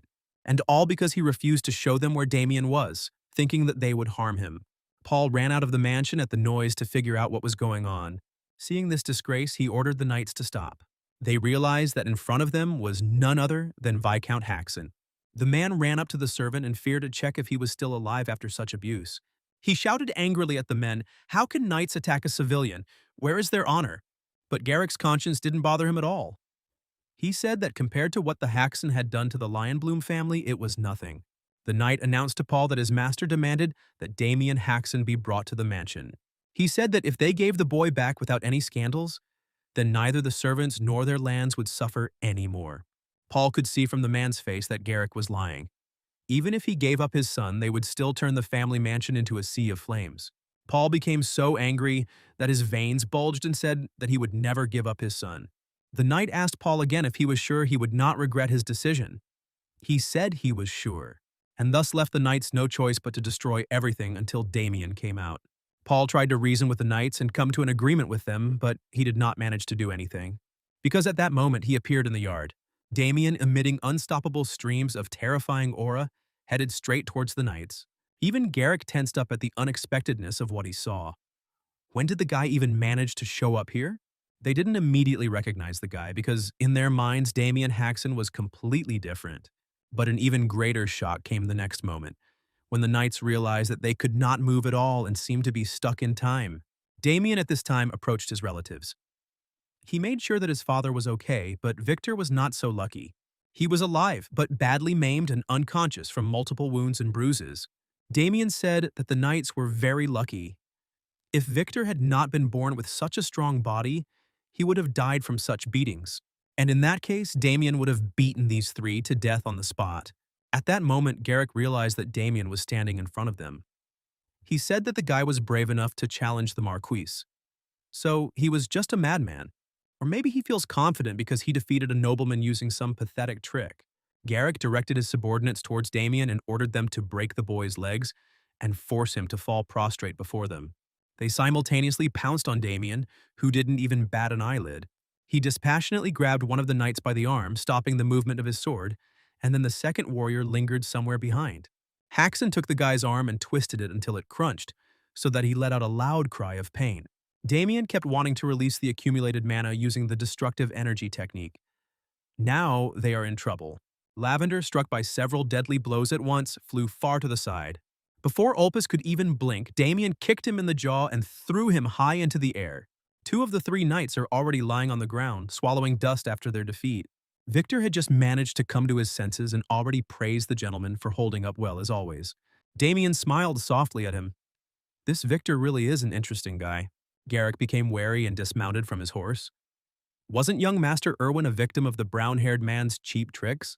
However, the leader still cannot understand one thing. How could a scoundrel like Haxon suddenly acquire such skills? Damien sternly replied that the knight did not need to know.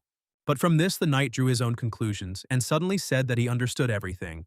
And then he said that the brown-haired man was not Damien Haxon, thereby proving that he actually didn't understand anything. Damien winced at such stupidity. What kind of nonsense was he talking about? Garrick irritably ordered the supposedly false Damien not to lie to him. Thinks he didn't realize it was a trap set by the war dogs to stop the Lionbloom family from prospering? Most likely the brown-haired man is an impostor who was hired to humiliate Irwin, and along with him, the good name of the Lionbloom family. Damien sighed heavily. The man was even more stupid than he suspected. Garrick's face was distorted with anger and hatred, making him look even uglier than before. Garrick admitted that his opponent looked skilled, but his luck had run out. He concentrated a powerful mana field around himself. Once Damien enters his small range, the knight will cut him down with ease. At least that's what Garrick thought, but Damien stopped the other's blade with his own with astonishing ease. As expected from Lionbloom, they sent a full-fledged knight this time, which amused Damien but didn't scare him. The guy threw the enemy back several meters. Garrick froze in surprise. How could the brown-haired man have parried his blow? But the failure did not upset him. Considering it to be a simple coincidence, he again vented his anger on Haxon. But the guy fought them off so quickly that it was impossible to follow the movement of his hand. So he also teased the man, saying that he was too slow. Tired of the redhead's endless, useless blows, it was Damien's turn to attack. He attacked the captain like a hurricane, and he received wound after wound because he could not keep up with Damien's movements. When the man was confused, the guy took it and kicked him in the face with great force. The man fell and rolled on the ground, moaning from severe pain throughout his body. He knelt on the ground and tried to come to his senses. Damien looked at him with a maddened look and declared that it was only for Victor. With difficulty, the knight got to his feet and decided to use another blow of his. The absolute technique, the mighty sword of the lion's speed. Cloned blades flew towards Damien from all sides like the tenacious paws of a predator. Damien lunged forward and with incredible precision identified the original sword and struck it right at the tip. The enemy's iron sword blade shattered into many small pieces, and the spell around it dissipated. The sword miraculously fell apart. Garrick's mouth opened in amazement. Damien took advantage of this and cut off the man's right hand so that he did not have time to realize anything until he felt unbearable pain. To cope with the injury, Garrick conjured a high-temperature flame on his palm and cauterized the wound so as not to die from pain and blood loss. At that moment, the victor's sword was placed in front of his face. The blonde admitted that Damien had won and begged for mercy. Damien told the knight that he was a fool, but he really was the son of a viscount, and he should have asked for mercy earlier, but now it was too late. He contacted the Haxon family and turned Damien's personal servant into an ugly, beaten boy. The knight, like a cornered animal, began to apologize endlessly because he had no other choice. Damien chuckled and asked if the man still didn't understand who he needed to apologize to. Then the knight raised his head and noticed with horror that Paul and Victor were standing above him, one holding a bat and the other a sword. Damien then provided them with knights so that they too could vent their anger and take revenge. Victor didn't want to stop, but Damien asked him to because in a little while the knights would die and they didn't need that. But Damien did not oppose cutting off the frightened knight's second limb. But the boy's father stopped them and said that enough was enough. The knight crawled on his knees to Paul and also apologized to him for the disrespect shown to him. Paul said that an apology was not enough. If his son had not been strong enough, the whole estate would have suffered. Their entire territory would have been destroyed. And Damien would have been dragged off to the Marquise's house, and it's scary to even imagine what kind of torture they would have used on him. Then Garrick literally began to bang his head on the ground and beg them to finally let the knights go. It's not like Damien actually intended to kill them. If he did, the relationship with the Lionblooms would completely fall apart. Alone, Damien would fight the Marquis family without hesitation. But for the sake of his family, he must restrain himself. However, if he simply lets the offenders go, they will definitely come for revenge soon. What should he do? Suddenly, Sir Damien heard a familiar voice calling him. The paladins finally returned from the forest. Agnes asked him in fear what had happened. Then it suddenly dawned on Damien. The girl could be useful this time too. He told her in detail about what had happened now and in the recent past. She said that if Damien was worried about it, she could help. Thanks to the Haxon family, one of Yulan's officers was successfully killed, and as a result, they are able to form an alliance. This ensures the Haxons a strong relationship with the church and security. In this case, their family can avoid a crisis. Father approved of this idea, and so did Victor. Damien looked at her with pleading, sweet eyes and then asked the girl to keep her word. She succumbed to his charms and then to himself. Damien was insidiously glad that he had secured the support of such influential allies. The girl walked away from Damien, embarrassed. There was no doubt about the reliability of the union. Then Damien turned to the knights and asked if they had heard what had just happened. And he ordered the boys to report this to the Lionblooms so that they would not dare to meddle in these lands. And if they try to attack the Haxons again, the wrath of the church will fall upon them. Damien looked at the knight with his demonic, terrifying gaze, and the knights were unable to squeak anything against him. As soon as he let them go, the enemies began to run, their heels flashing. However, despite Victor's joy, Damien felt that he could not yet breathe easy. Paul said that now they needed to decide what to do next. A family meeting was needed. So Haxon Sr. gathered all the family members, as well as Agnes, in his office. He announced that the main topic of the meeting was their feud with Lionbloom. They had to finally decide what to do about it.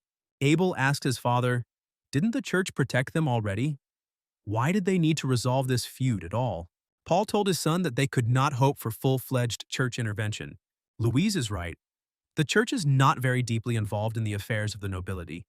Besides, the Lionbloom's power does not lie entirely in military force alone. If they want, they can destroy their small noble family in many ways. Right now, the most realistic options are to either pay them off or seek protection from a more noble family. However, Agnes suddenly intervened in the dialogue and stated that there was another way. She reminded him again that Sir Damien could become a paladin. It would solve many of their family's problems, but Damien was still against it. He announced this to his family, who just stared at him. Paul looked confused and said that since Damien was unwilling, that option would not be considered. But then suddenly Abel got angry. He jumped up from the table and shouted that his father was making two hasty decisions. After all, if Damien becomes a paladin, then all this disgrace will really end. Even though it didn't concern Abel at all, he advised his father to simply force Damien to act for the benefit of the family.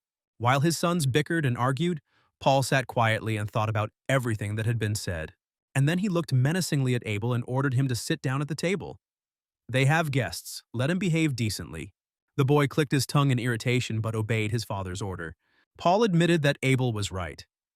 Damien had provoked the conflict with the Lionbloom family, but the blame did not lie entirely with him. Lionbloom's second son had intentions towards Louise, for which he paid the price. In fact, Damien protected Louise from the plans of the Marquis's second son instead of her helpless father. So, a proud Paul stood up from the table and praised Damien for it. He did a great job. Damien didn't even think that his father perceived all this in such a way. And he is sincerely grateful that his son spoke out against the people who insulted their family. Then Damien suddenly changed his mind and said that he would do it, become a paladin. But the father said that he would take care of this problem himself. Not everything should be put on the shoulders of the son, he should behave as a father should. At this moment, their conversation was interrupted by a servant who entered the hall, and he said that a man from the Gold Pixie Duchy had arrived. It turns out that the young gentleman had borrowed money using the family's wheat fields as collateral, and the payment date had already passed. The father's gaze immediately hardened, and the grip on his son's shoulder became anything but encouraging. The father grabbed his son by the collar, and then the same thing began as usual, scolding his son for yet another reckless act. Father's screams were so loud that they could be heard from every corner of the house, but everyone had already gotten used to it. Damien had to go down to the guests after all. He hardly remembers the man he lent money to. It had been a long time since their last meeting, and manager Olin Demisch came because the date for repaying the debt they had agreed upon had arrived. He asked the boy if he would like to use his family's land as collateral, and it was obvious that this was the option he wanted Damien to choose. With every sweet word spoken, Olin urged him to go further. Cursing his past self, Damien asked them to remind him how much money he owed them. The guy replied that Damien had borrowed 200 gold pieces, and with interest it turned out that he owed them 300. It was so long ago that Damien doesn't even remember why he took the money, but it is clear that his family does not have that kind of money now. At this rate, his entire family will be thrown out on the street due to bankruptcy. Olin reminded them that if Damien did not pay them the money today, then all the land he had put up as collateral would become the property of their society. When they signed the documents, the man told Damien that the deposit was just a normality, but now he lied, saying that the Duke ordered all the debts to be collected, regardless of who owed them, the nobility or the common people. Or maybe the guy wants to say that he has no money. Damien had to admit that he had not had time to prepare for payment. After these words, Olin felt his superiority and sprawled out on the sofa like he owned the place. He said that in that case, Damien shouldn't have borrowed in the first place. He snapped his fingers, calling the thug guards to him. It turns out that they will have to take the money using their own methods. Olin knew all along that the guy wouldn't be able to pay. And in general, despite the fact that he likes money, he enjoys the desperation of debtors the most. He loves to watch arrogant nobles grovel before him. He wondered what kind of face young Haxon would show him when he begged for mercy. Olin, like a pervert, enjoyed the sweet anticipation of this moment. Meanwhile, the Haxon family sat restlessly in the next room waiting for news. Marilda asked her husband to sit down and finally rest. Otherwise, he would soon make a hole in the floor with his restless walking around the room. The father clutched his head in concern and said that he simply could not remain calm in such a situation. Their family could be destroyed. Marilda said that she believed Damien, who said that he would figure everything out. You just have to trust him and wait. Louise supported her mother and said that he never let them down when he decided to stand up for something. But father said that it was only because of his excellent swordsmanship. But negotiation skills and fighting skills are two different things. But during the negotiations in the next room, Damien used precisely the second method. He took and roughly hit one of the guards in the face against the table, greatly frightening Olan with his harshness. The only thing that worried Damien about all that had happened was that his father would scold him for the broken parquet flooring, since they had just recently done some renovations. The second guard grabbed his sword and also attacked the impudent boy. But Damien managed to grab his face with his hand before he could hit the young man. The guy asked irritably, how dare he point a sword at a nobleman? Now their fight could be justified as ordinary self-defense on the part of Damien. Having finished with the guards, Damien approached Olan, who obediently sat down opposite him. Damien told him that he could not pay the agreed amount of money right now. So he smiled and suggested that the man repay his debt in a different way. Poor Olan had to agree to any conditions, so that the aristocrat would not cripple him too. The next morning at the Hexen estate, Abel confessed to his father that he was grief-stricken. Because justice lost to cruelty and Damien got away with it again, Paul asked him to stop being dramatic and instead cheer up his older brother before leaving. Although Paul reluctantly agreed to this, he is still worried about whether his son's plan will work. Agnes looked at the guy with disappointment when she also went out to see him off, and expressed her regret that their paths were already diverging. Damien approached her and sincerely thanked her for her help. She said that their investigation was coming to an end, so the paladins planned to return to the church tomorrow. They both bowed to each other and blessed each other for a good journey. And Agnes reminded him once again that Damien could still change his mind, but he wasn't going to. The farewells were over, so Damien approached the carriage where Victor was already waiting for him with his things. The guy climbed inside and was glad that the carriage was quite spacious and comfortable. Olan obediently sat opposite and promised to make sure that nothing during the trip would cause Damien discomfort. Damien praised him for his good mood and suggested that in that case, they have lobster for lunch. The carriage prepared for departure. Victor looked out of the window and signaled to the coachman to drive off. The horses neighed, reared up, and prepared for the road. The carriage moved off and Damien smiled in anticipation of an interesting trip. They're heading to the Gold Pixie family home. The journey took them some time, but when they reached their destination, the Haxons were pleasantly surprised by the appearance of the mansion. This is without a doubt the home of the richest family in the entire kingdom. Olan told Damien that he had already notified the Duke of his arrival, so the boy could go inside right away. Despite his outward politeness, the man was already silently cursing the young man who had forced him to work harder than a servant during the trip. Out loud, he wished Damien luck with his plan, but in his mind, he wished him to die and for the plan to fail. Damien left Victor to wait outside for now and headed inside the mansion. He found the Duke as expected in his study.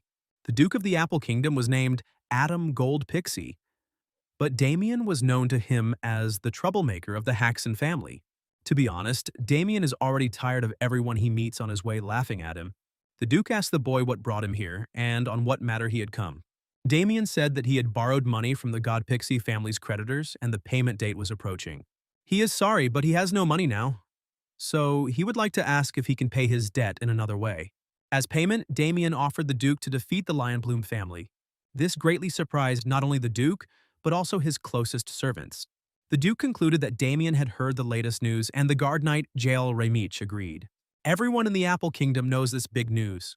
Recently, a gold mine was discovered on the border of the Lionbloom and Gold Pixie lands. Two families who have never gotten along agree to a duel between low-class knights in order to gain a monopoly on a gold mine. Damien already knows the outcome of this fight, namely a crushing victory for the Lionbloom family. With the gold they acquired, they rapidly expanded their forces. On the other hand, the God Pixies lost their influence. Ultimately, if Damien helps the Duke win, he will not only pay off the debt but also keep the Lionbloom family in check. The Duke noticed that the boy was full of ambition. Was it true that he had defeated Lionbloom's second son? And even destroyed the organization in Landwork? Damien nodded and confirmed that it was not just a rumor. This seemed very tempting to the Duke. He was just looking for a knight who would take part in the duel. Damien said he would be the perfect candidate. Who else could take on the Lionbloom's eldest son? Adam noted that everyone knew the elder Lionbloom as a genius. Will it be possible to bring him down to Haxon? The guy recognized Lionbloom's talent, but he was much more confident in his own skills. But then one of the knights close to the Duke intervened in the conversation. He asked the master not to believe the boy because rumors tend to be exaggerated. He is also sure that it will not be Damien, but Miss Chelsea who will bring the perfect candidate. This guy's name is Ernst Howitz. He is a knight of the middle class. Miss Chelsea has been away for a month, searching for the perfect knight to battle Michael Lionbloom. She should be back soon. She always passed Adam's tests perfectly, so the guy is sure that she won't let him down this time either. The Duke is a little taken aback. Both guys present valid arguments. Damien glared at Ernst. Why did he even interfere and ruin his impression of him? The Duke looked at Damien defiantly, waiting to see his reaction to what was happening. Then the brown-haired man decided to prove to the knights that they were very much mistaken about him. If they wish to prevail in this duel, they must choose Damien. Whoever returns with Miss Chelsea will not be as good. If they needed proof, Damien promised to block any absolute strike from Ernst. And if he can block Ernst's most impressive attack, he will be able to prove his worth. The redhead asked permission to teach this self-confident guy a lesson. The Duke was very interested in this, and he allowed his subordinate to act. At that moment, they all descended into the arena to see who would win this dispute. Victor shouted from the stands that Damien's plan was to convince the Duke not to fight again. But he replied that this was now a kind of persuasion. But, looking at how the magical fire around the knight was getting hotter with every second, Victor was seriously scared. Feeling a little bored, the Duke ordered Sir Howitz to begin. Before the battle, the knight allowed Damien to kneel and ask for forgiveness if he was suddenly afraid and did not want to get hurt. Damien yawned demonstratively in response and asked the knight to quickly get down to business. At that very second, an uncontrollable charge of energy gushed out from the knight in a huge wave in different directions. Noticing this, Damien thought that he had probably angered his opponent too much. He put all the magical powers that had accumulated in his body into his weapon and promised to make a hole in the boaster's sickening face. Damien didn't expect anything else from a middle-class knight. However, if he could just figure out where the knight was aiming, it wouldn't be difficult. The magic sword cut through the air and aimed its tip straight at Damien's body. A second before the collision, the guy realized that the blow could hit him right in the center of the chest. Therefore, he blocked the spear with his sword, but by inertia, he flew back from the powerful blow. The spear hit so hard that it broke Damien's sword into small pieces, and the tip still hit Damien. Dark red blood gushed from his chest and he fell back. Everyone present froze in fear, not believing their eyes. However, despite the sudden attack, Damien withstood it and even remained standing on his feet. The Duke stared at the boy, dumbfounded, as did everyone else in the room. He kept his word. Damien smirked smugly and asked if that meant the candidate position was now his. Victor ran into the gentleman with a welcoming hug. He was seriously scared for the guy, but very happy that he won. Damien gently pushed the boy away and said that he was still in a little pain, but he was okay. The Duke also congratulated the young man on his victory. He had actually withstood Howitz's blow, unbelievable. Adam was full of doubts about him, but the guy turned out to be capable. He really is something. The man solemnly announced that Damien Haxon had fantastically proven his talent. As promised, he was declared a candidate for the duel. Ernst tried to say something else, but the gentleman interrupted him, and he told him to stop arguing and spoiling his good mood. The aristocrat's stern look shut his mouth. Ernst continued to rage inwardly. How did this happen? He was sure that his attack would be successful. Damien noticed that Ernst had a good reputation in the eyes of the Duke. He was talented enough, he just fought the wrong person today. Because Damien's level has already exceeded average in the last few years. But since only low-class knights can participate in a duel, Damien had to pretend, showing incredible acting skills that would deceive anyone. In that short moment, if he hadn't used mana to block, Damien could have been seriously hurt. The Duke noticed Damien looking at the wound on his chest. The boy must have developed an internal wound, so the elder came closer and offered to help heal it. He activated the magic ring on his finger, which was an interdimensional tool, and created a small portal. From there, he took out a small gilded box. He opened it in front of Damien and said that it would be a gift from him. Inside the box were several balance pills. Adam paid the Alchemy Academy a large sum for them. Knights usually take these pills during training, but they are also effective for internal wounds. Damien thanked the man, who kindly said that he was looking forward to his work. Haxon confidently replied that he would not disappoint him. The next morning, Damien had a good night's sleep and walked out of his guest bedroom and down to the training arena. The pill the Duke gave him was really effective.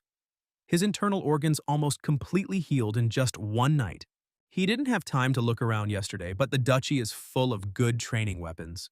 With him, Damien can train and move forward. Suddenly, someone called him from behind, and the tone of this person was not the most friendly. Damien turned around and saw a boy. He looked confident enough, but was a head shorter than Damien. The brown-haired man asked the boy to introduce himself to him. The guy said his name was Pabel Bermond. He was a low-class knight of this estate. But they were not alone here. Two more guys entered the room, who are the knight's brothers. All three were also chosen to take part in the upcoming duel. They trained outside yesterday, so they didn't get to meet Damien, and Pabel said he was very lucky about that. Like, if they were here, they would be the ones to teach the guy a lesson instead of Sir Howitz. The self-confident guy announced that the duel with Lionbloom was an important event, where the fate of the duchy was at stake. So Damien had no right to drag them down. If he understood everything, then let him now get lost with his ridiculous abilities and not interfere with the knight's training. Damien chuckled and calmly stepped aside. He was curious about how talented the knights in the duchy were, and now he understands. Pabel prepared for training and stood in the starting position of the motionless Acalanata, thinking that he looked very brutal, but in fact it was funny. One of the brothers who performed the secret movement of the Rising Phoenix also looked comical. They clashed in a confident training fight. Today is already their 981st battle. Who will win this time? The most inconvenient thing in this case was that both brothers already knew each other's techniques by heart. The elder brother cut the air with a wooden sword and hit Pabel on the forehead. And then he said in surprise that his brother apparently predicted his attack, and he allegedly deliberately blocked it with his forehead. The brother bowed to Pabel and said that he seemed to have learned a lot during the fight today. Damien watched this with surprise and confusion. Then it was time for the other brother to fight Pabel. He was like a leader among them and was considered the strongest. But the brothers naively believed that numerous training sessions, even with the same person, would give them something and they would be able to show good results. Pabel took his sword and raised it into the sky. They, like musketeers, shouted their motto, "One for all and all for one." Damien was completely disheartened. These idiots had disappointed him so much with their stupidity and naivety that the boy had already decided that they were doomed in the coming battle. He told Victor that they would probably lose the duel. With such idiots, Damien simply cannot be sure of their victory. They consider themselves the strongest, but in reality, they do not develop at all. Meanwhile, the Duke was talking with his senior high-class knight, Jael. The old man didn't care, but yesterday Damien refused to train with him because he said he wanted to train alone. It was easier for him. The Duke understood his desire, but he did not expect that the boy would refuse even the mentorship of Jael Rymich, a high-class knight. Adam was amused by this. Damien was revealing himself to him as a very interesting person. Adam also asked what the knight thought about him. Jael said Damien was an exceptional young man. He used his mana in a split second to block Howitz's strike. Not everyone can do that. The aristocrat asked, "Then what do he think the chances are in this duel? Will they be able to defeat Lionbloom?" The man said it was hard to predict the outcome since there were only 3 people participating. If only Damien did well, it wouldn't matter without the other 2 rounds. The Duke agreed with this. Their other knights needed to do well. Jael said that Sir Vincenzo was in charge of their training, so all should be well. So they thought there was nothing to worry about, but in reality they had no idea how poor the level of training of the knights in the estate was. This is a huge problem that Damien did not foresee. The knights are not only stupid, but also in terrible shape. They only boast of their skill, which is not even close to being true. There is no choice. Damien will have to interfere with their training. He approached his brothers and called them to him. He put on weights and invited the guys to spar. Pabel proudly said that Damien was brave to challenge them even after seeing them in action. Pabel said that he accepted his challenge, to which Damien replied that he had offered to fight not only the main brother. He wants all 3 knights to attack him at the same time. The boys were surprised at first, and then became very angry at this proposal and called Damien an arrogant bastard. Nevertheless, they agreed to fight. Although it goes against the knight's code of honor when it comes to dealing with a mad dog, flogging is the best solution. The 3 of them simultaneously attacked Damien with their fists, and he didn't even bat an eyelid. With one blow, he scattered the guys in different directions, and with such force that all 3 lost consciousness for some time. The first of the 3 to come to his senses was Pabel. Damien stood over him, surprised that the boy had been down for so long. They were as pathetic as he thought. Victor told the master not to get into trouble, but he only taught the Duke's knights a lesson. The servant was surprised that these weaklings were real knights. Pabel concentrated on his memories. He remembered that 5 minutes ago Damien had first dodged the brothers' blows, and with one hand he knocked out two of them at once, sending them into a knockout. And then he finished off Pabel, and after his blow, everything was like a fog. Just think, he crushed all three of them. At this time, the other two finally came to their senses. Pabel looked like his world had just been turned upside down. What was this monster in front of him? The guy sat down on the floor and excitedly asked Damien who trained him. Their teacher was Sir Sebastian Vincenzo, a knight of the middle class. Damien would have liked to advise them to stop training under him immediately, but he didn't want to stir up any more conflict over this. Therefore, the brown-haired man only said that from this day on they would spar with him every day after finishing training at Vincenzo's. Pabel awkwardly replied that if Sir Vincenzo saw bruises on them, he would suspect something was wrong.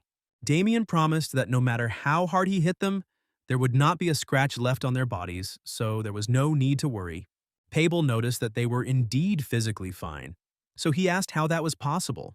Damien said mysteriously and a little threateningly that he had previously learned a very special way of beating people. Once upon a time, there lived a man who wandered the continent and retrained criminals. He was known as the character changer. His method was simple. He would beat people for an hour straight. If that didn't work, he would double the duration. According to legend, the longest time he beat a man was 512 hours. During this process, the character changer began to feel pity for his bloodied victims and wondered, how can he beat someone without putting their life at risk? And so he reached the level of a master with the help of a technique called traceless strike. This is what Damien used.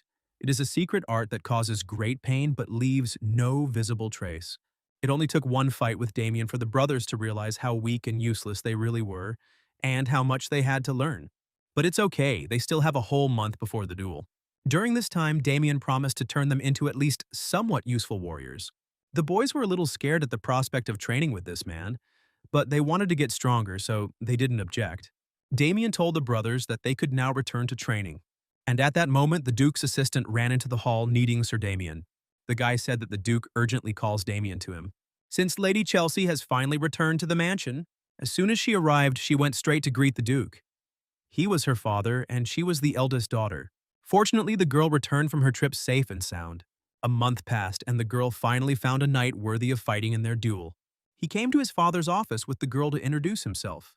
The tall, muscular man said that his name was Gilbermo Blackwing. He was a wild beast, a low-class knight. The Duke's knights began to whisper quietly behind his back, "Isn't this man a famous mercenary?" They heard that he took part in the War of the Eclairan Kingdom and killed almost all the low-class knights. It is said that no low-class knight can defeat him. The Duke has also heard of him. The boy earned the title during the war and earned the nickname of a wild beast due to his cruel deeds. Chelsea said the mercenary swore allegiance to her. He also promised to take part in the duel. He can definitely beat Michael Lionbloom. The other knights agreed that this was true. Michael certainly strives for perfection, but Sir Guillermo had already achieved it. The Duke said it was good news, but he still found it difficult to make a decision. He hadn't introduced him to his daughter yet, but recently a special guest had moved into their mansion. He appeared in the room just in time during their conversation, and Adam introduced them to Damien, the first candidate for the upcoming duel. Chelsea recalled that she asked her father to wait for her candidate, but her father said he did not promise to fulfill this request. Then she asked her father to change his mind about the representative. Adam said thoughtfully that he still needed time for this. Then the girl got really angry. Her father shouldn't doubt her at all, but she was hearing about Damien for the first time. Shouldn't they choose Sir Guillermo instead of some unknown knight? Guillermo looked at Damien proudly, confident that the Duke would be on his side. Adam reasoned soberly enough and agreed that his daughter's words made sense. But Sir Damien is strong enough to block Howitz's ultimate blow. Chelsea said, disgruntled, that her father simply didn't want to acknowledge her skills and this was the perfect opportunity to just turn a blind eye to them again. She said that her father's actions never matched his words and her father scolded her for such a dismissive tone. The girl apologized completely and sincerely and said that she must have just been tired after her journey. The atmosphere in the office became very tense. It was obvious that the Gold Pixies held a grudge against each other. Adam brushed off his daughter's accusations and said he would first discuss the matter with others before making a decision. Suddenly, Guillermo burst out laughing very loudly, attracting everyone's attention. He asked the elder, "Why come to a decision through some conversations? They are men. Maybe he and Damien just need to fight each other? And the winner will then go to the duel." The girl scolded her ward because she asked him not to interfere in family matters. But her father really liked this idea. They asked Damien's opinion, and the boy realized that the Duke was simply testing him again. He knew he would have to show his skills to resolve the situation. But in this case, he said it was not necessary to resort to fighting. Damien decided to take advantage of the opportunity and check something out as well. He suggested that Guillermo find out who was stronger right here and now, namely through an arm wrestling competition. The man laughed and agreed, but asked not to complain if he pulled his arm off. Damien also threatened him back and said that he would also be gentler and would stop only at the dislocated shoulder. They held hands, and Guillermo didn't even have time to think about anything because Damien grabbed him and threw him into the deflection. He pinned the man on his back with virtually no effort. Considering the reputation this knight has, Damien has made an incredible impression on those around him once again. Guillermo was the first to try to grab Damien's arm, but he used Guillermo Blackwing's power against him. As a result, it was not difficult for him to throw his opponent to the floor. Jael noted to himself that Damien was not only very strong, but also capable. However, it didn't end there. Guillermo was seriously so angry. How dare Damien humiliate him like that? Damien said the knight was much tougher than he thought. He really did want to dislocate his shoulder. The knight grabbed his axe and promised to tear Damien to pieces. He took out 2 battle axes and took up an attack position. Chelsea tried to stop her protege, but the mercenary, in a fit of rage, attacked the guy, wanting revenge. However, suddenly his purple aura mixed with someone else's green one. Jael stopped the man with his strength, not allowing him to hit the brown-haired man. How dare he brandish a weapon in the presence of his lordship? Jael ordered him to stop unless he wanted to face his own death. Damien was surprised by the strong pressure the old man's aura was causing. He had not risen to a high class through empty merits. Jael said that he would turn a blind eye to this incident only once, and then only in consideration of Lady Chelsea's honor. But let the thug keep in mind that there will be no second chance.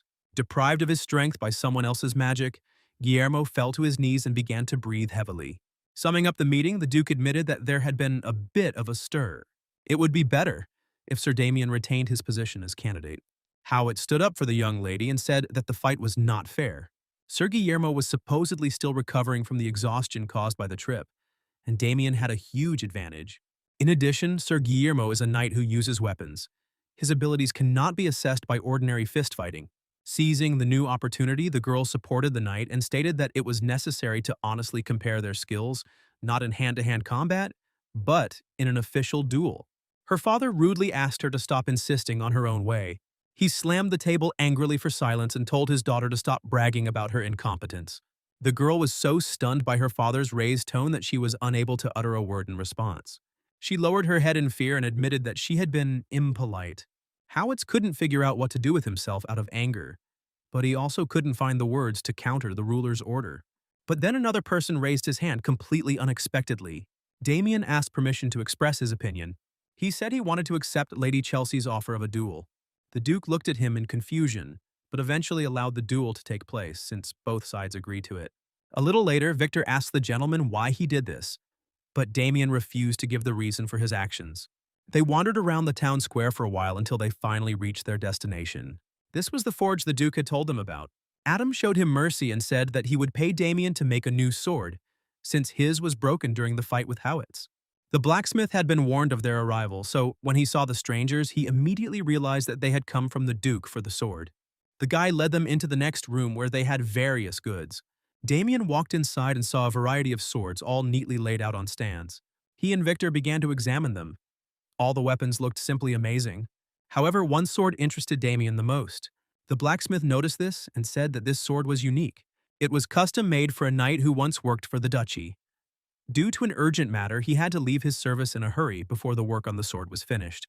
Damien smiled and asked, "Did that knight by any chance give the blacksmith the single ringing steel to create a sword?" The guy said yes.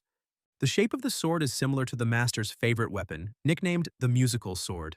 Damien said he would choose it, and the blacksmith was surprised that he did so, knowing what the one-ringing steel was. Unlike normal rare metals that increase mana, it has a unique nature that pushes out mana and causes waves. Damien asked the seller what the name of this sword was. The blacksmith remembered it with difficulty, but he said that the would-be owner said that he would call it the 1,000-li sword. Having taken the sword, as well as some other weapons, Damien noticed that some unfamiliar girl came out to meet him. She said she was glad that Damien liked the work of the local craftsman, and she introduced herself to him as Rebecca. She serves Lady Chelsea. The girl said that her mistress had requested a meeting with Damien. If he didn't mind, would he have some time? Damien said that they had nothing to discuss with her, but the maid disagreed. The guy noticed that the servant was speaking without touching on the essence, but trying to appease him. Maybe it makes sense to go and check. Having made his decision, he nevertheless agreed and asked the girl to take him to her mistress. She took him to a restaurant run by Lady Chelsea. Reservations are required here and only those in the know can visit. However, today the entire restaurant is empty so that Damien can visit it in comfort. The girl led him to the largest hall and stopped at a massive door, saying that he was expected inside. Damien opened the door, but before he could step inside, he noticed something strange. There was an unusual smell in the room. He stepped inside to find Chelsea already pouring wine into the glasses she had prepared. She noticed that Haxon had arrived a little late and invited him to come in and sit down opposite her. The girl didn't look unfriendly, but her smile didn't bode well either. The guy went inside and asked why she called him. But the girl offered him something to eat first. He said he didn't like to waste time and asked her to get down to business. If so, she has no choice. She admitted that she had one request for Damien. The girl wants the brown-haired man to step back from his position as the representative of the duchy. She, of course, believes in Guillermo's powers and thinks that if he takes the Thors into his hands, then someone like Haxon is nothing to him. But she asks him to refuse because she wants to preserve his strength during preparations for the duel with the Marquis' family. It would be very unfortunate if he got hurt in a pointless fight. She makes sense, but why would Damien do what she asks? What would be his point? She said that she could give Damien anything he asked for, money, fame, or other such things. Damien didn't like that the girl so thoughtlessly and arrogantly judged others only by their status. Damien said that the Duke could give him the same and even more if necessary. Chelsea asked if it wouldn't be better to secure the future Duchess's good graces in advance. Therefore, if he is not a fool, he should go to his father right now and refuse the duel. Better yet, let him give up his role as a representative. Damien smiled confidently and said he didn't want to do that. For some reason, the girl was very surprised by his answer. She said that everything was supposed to go completely differently, and Damien knows that she was surprised that the enchanting aroma that was in the room didn't affect him.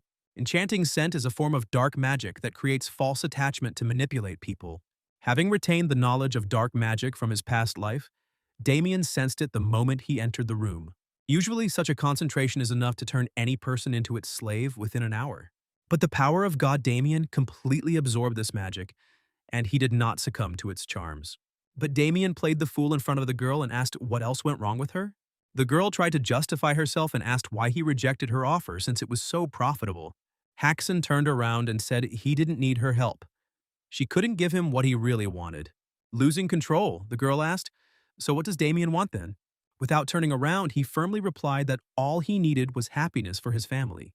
And after that, he said that he would leave the surprised and confused girl, and he asked her to tell Guillermo to prepare well for the duel. Before Damien left, Chelsea asked if his family was really that important to him. She decided to take advantage of this and resort to threats. The girl said that if Haxon did not cooperate with her, she would send people who would completely destroy his family's house. Her crazy scarlet eyes shimmered in the sun, and her evil gaze shot sparks. At this point, Damien couldn't stand it any longer and grabbed the impudent girl by the throat and pinned her to the table. The girl screamed and ordered him to let her go, but Damien did not obey. The girl's personal bodyguards came running to the noise. They grabbed their swords and ran towards Damien. How dare he hurt their mistress? Damien immediately let go of the girl, and a burning mark from the strong grip of his palm remained on her neck. Damien ran between the bodyguards at lightning speed, and with a short dagger he cut their necks, causing the guys to fall to the floor. He said coldly that the cuts were not deep, so they needed to apply a potion to the wounds and they would not die. Damien said that after that he wanted to cut her throat like hell, but he restrained himself. It would seem that this would be too merciful a punishment for her. So let her now expect other terrible things that she may face in the near future. He grinned menacingly at her, lingering in the doorway, and then calmly walked away. The girl looked after him, trembling slightly with panic and fear. The guards were gasping for breath on the floor, trying to stop the bleeding with their palms. Rebecca suddenly came running to the noise and asked Mrs. Chelsea what had happened and if she was okay. The girl said in a distraught voice that this idiot Damien dared to humiliate her, but she would kill him for it. She screamed loudly and called out to a certain Mustang Fury. A short, plump man named Mustang immediately arrived into the room. Chelsea asked him what the hell happened and why the enchanting scent didn't work on someone for the first time. The man tried to explain that there are people who are immune to black magic, but she threw something at his forehead and called him a fool. And then Fury told her that Guillermo was in the tavern. He said he needed to let off some steam after what had happened today. The girl called the knight a complete psychopath because he was drinking the day before the duel. Fury promised her that the knight would be able to defeat Hoxton, as he had never seen anyone with such strong dark magic before. He asked Chelsea to be patient. They, Yulan, would undoubtedly help her seize control of the duchy. The girl looked at him angrily and said that the man had better keep his word. Otherwise, she would finish him off first. A quiet evening slowly descended upon the city. The duel will take place tomorrow. And Damien stood outside the restaurant the entire time of the conversation, next to the window, and overheard absolutely the entire dialogue between the enemies.